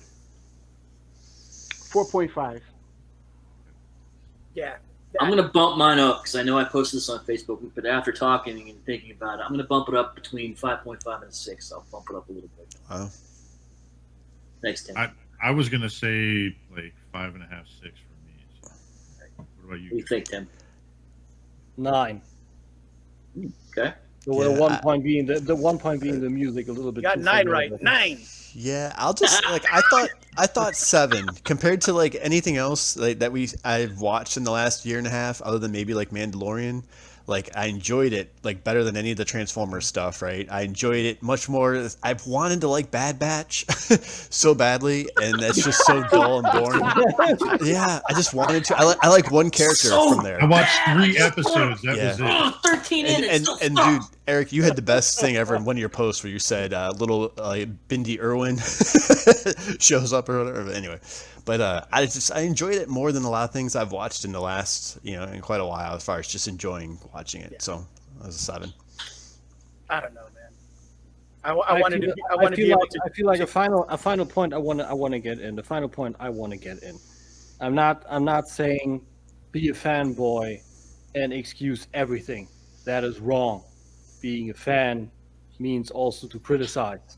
Mhm. But sometimes if a new series of something like that, where we the fans, we want to see something new, something fresh, you don't need to like it 100%, but sometimes maybe just lean back and enjoy. Done. Believe me, I tried my hardest. No, you didn't. No, quite honestly, dude. Quite I honestly, tried don't every think- Friday. I Every Friday. Right. I don't think you did. That's Same only I here. watched the another whole day. thing. Same here. I tried. All right, folks. Let's do a little wrap up here. That was a good conversation. We kept it civil. No one's mad at each other. We Nope. Group hugs. We're not gonna have to group hug it out. That was good job. Good job. All right, so let's go around the yard here. Start with some outros. Gary, got shout outs. Where you at? Yeah, I'm pretty somewhat active on the Facebook group. You can find me there, Gaon, in the ROC Realm of Collectors, and on Tuesdays, hang out with the guys on Breaking the Mold. So you can catch us there on the YouTube channel for the ROC channel as well. I just want to say thanks. I appreciate getting to hang out with you guys live. It's really good talking. I had a really enjoyed conversations. Look forward to it all week. So I appreciate you having me on. Glad to have you. Always. Let's go over to. I'm sorry. I have one go ahead. last thing, and I'll just say, I'll give you credit because going forward in the hobby, whatever it is I get, I'm going to make sure I'm as excited as you are to show off those pops. Because, no, in all seriousness, your genuine excitement for each one of those It characters is. that you shared is absolutely contagious. So I hope at some point we're hanging out at a show somewhere or a con or some type of event that geography works because I think that would be a lot of fun. TFCon to hang out maybe? there. I'm at TFCon, so yeah. I don't know if There you're you gonna go. make it. Absolutely. Nice. So. All right, let's go over to our new friend, the Vendetta. All right, everybody. As usual, you can find me at Facebook, Ralph the Vendetta. You can find me on Instagram, again, Ralphie the Vendetta Rodriguez. And you can find me also on Instagram under V's Toy Box, VS_Toy Box. Occasionally, when I get a chance from parenting, I will post up pictures of some of my newest acquisition, you know what I mean, and some of my collector passions. You can also find me Monday nights in the chat squad on ETR, on Yep. Breaking the Mold. On Friday nights, I'm usually pretty active as well. And, you'll see me also at TFCon this year, my first one ever. Nice. I Nice. will be there. Nice. Good. I will be there, and I will be handing out hugs. So prepare yourself. Uh-oh. Awesome. All right, let's go up to Tila's #1 fan, Yule. Get away from her, you bitch! I love that. That's why I just wanted to do that for Gary because that was Dude, what I did that's last week. yeah, Yeah, that's yeah. a Great. that's a pop that would tempt me. That's pretty awesome, man. Yeah. Yeah. But yeah, you can find me at YouTube doing this kind of antics with my pops too. Coco Smooth 619. I wish I could do it on Instagram, but YouTube's the place for Yeah. videos, really. So, I mean, you could catch me, doing pictures at Instagram, but most of my fun really does come from just, doing videos about the things that I get. And on, OnlyFans, don't forget that. that too. And yeah, guys, understand this. I mean, and I'm not talking about my peers here with my colleagues with here. This is to the audience. Understand that I eat a lot of red pills, and this is where a lot of my anger and rage comes from. So Yo, eat less. no. The longer Absolutely his not. hair grows, the more it comes. Right? The Where rage, power comes the rage comes from seeing things wrong in a time when I didn't see them wrong, and now that I do see it wrong, I gotta say something. All right, let's go over to the Revelation fanboy, Tim. So much for similarity. So yeah, you can find me on my YouTube, Tim K's Nerd Crate, Instagram, _nerd_crate, Facebook, Tim K's Nerd Crate. Shout out to the Collectors Bay, our shop, and also our YouTube at the Collectors Bay, Voice of K on weekly Mondays. Next week we're back. Also in the realm of collectors, if you're roaming that one, and when I find the time where we are not too late with this fine gentleman over here. So yeah, trying to protect you guys from all the red pill madness over here. So Don't listen to that simp. Oh God. Thank you, Mr. Blue Pill. Don't listen to that blue pill. Jason. 6'4", baby, 6'4". Let's see here. You can find me at the local dispensary. My Funko confusion is taking over. Yeah, right. You can find me at here with these fine gentlemen every Thursday. Thank you, Gary, for coming on with us and hanging No out. problem. Thank you. And BSing and enjoying the arguments and the funness. You can find me at Roman Collectors Facebook page, Instagram, Jason Lowry. You can also find me as Jason Lowry. I'm sorry, as the Clutch 2345 on Xbox. And be sure to check out. It looks like they started going up this week. Fortunately, my wife wasn't there because we went out of town. But the Total Package podcast is back recording again on Thursday evenings. Yay. Nice. Check them out. And that is it for me. What about you? You can find me in your local bathroom stall, probably in trouble. Get a bidet, sir. Get a bidet. So just give a knock on the door. I might need your help. Just, you'd be doing me a favor. Eric Von Wolfenstein on your Instagrams, your Facey Space, all your favorite social media, and most Thursdays here's with all you nice people. Gary, thanks for stopping by. Appreciate thank you as you. always. Tune in to Breaking the Mold every Tuesday. And I think with that, the nerds have spoken. Get Great out. show, guys. See you next time. Yeah. Catch you next week.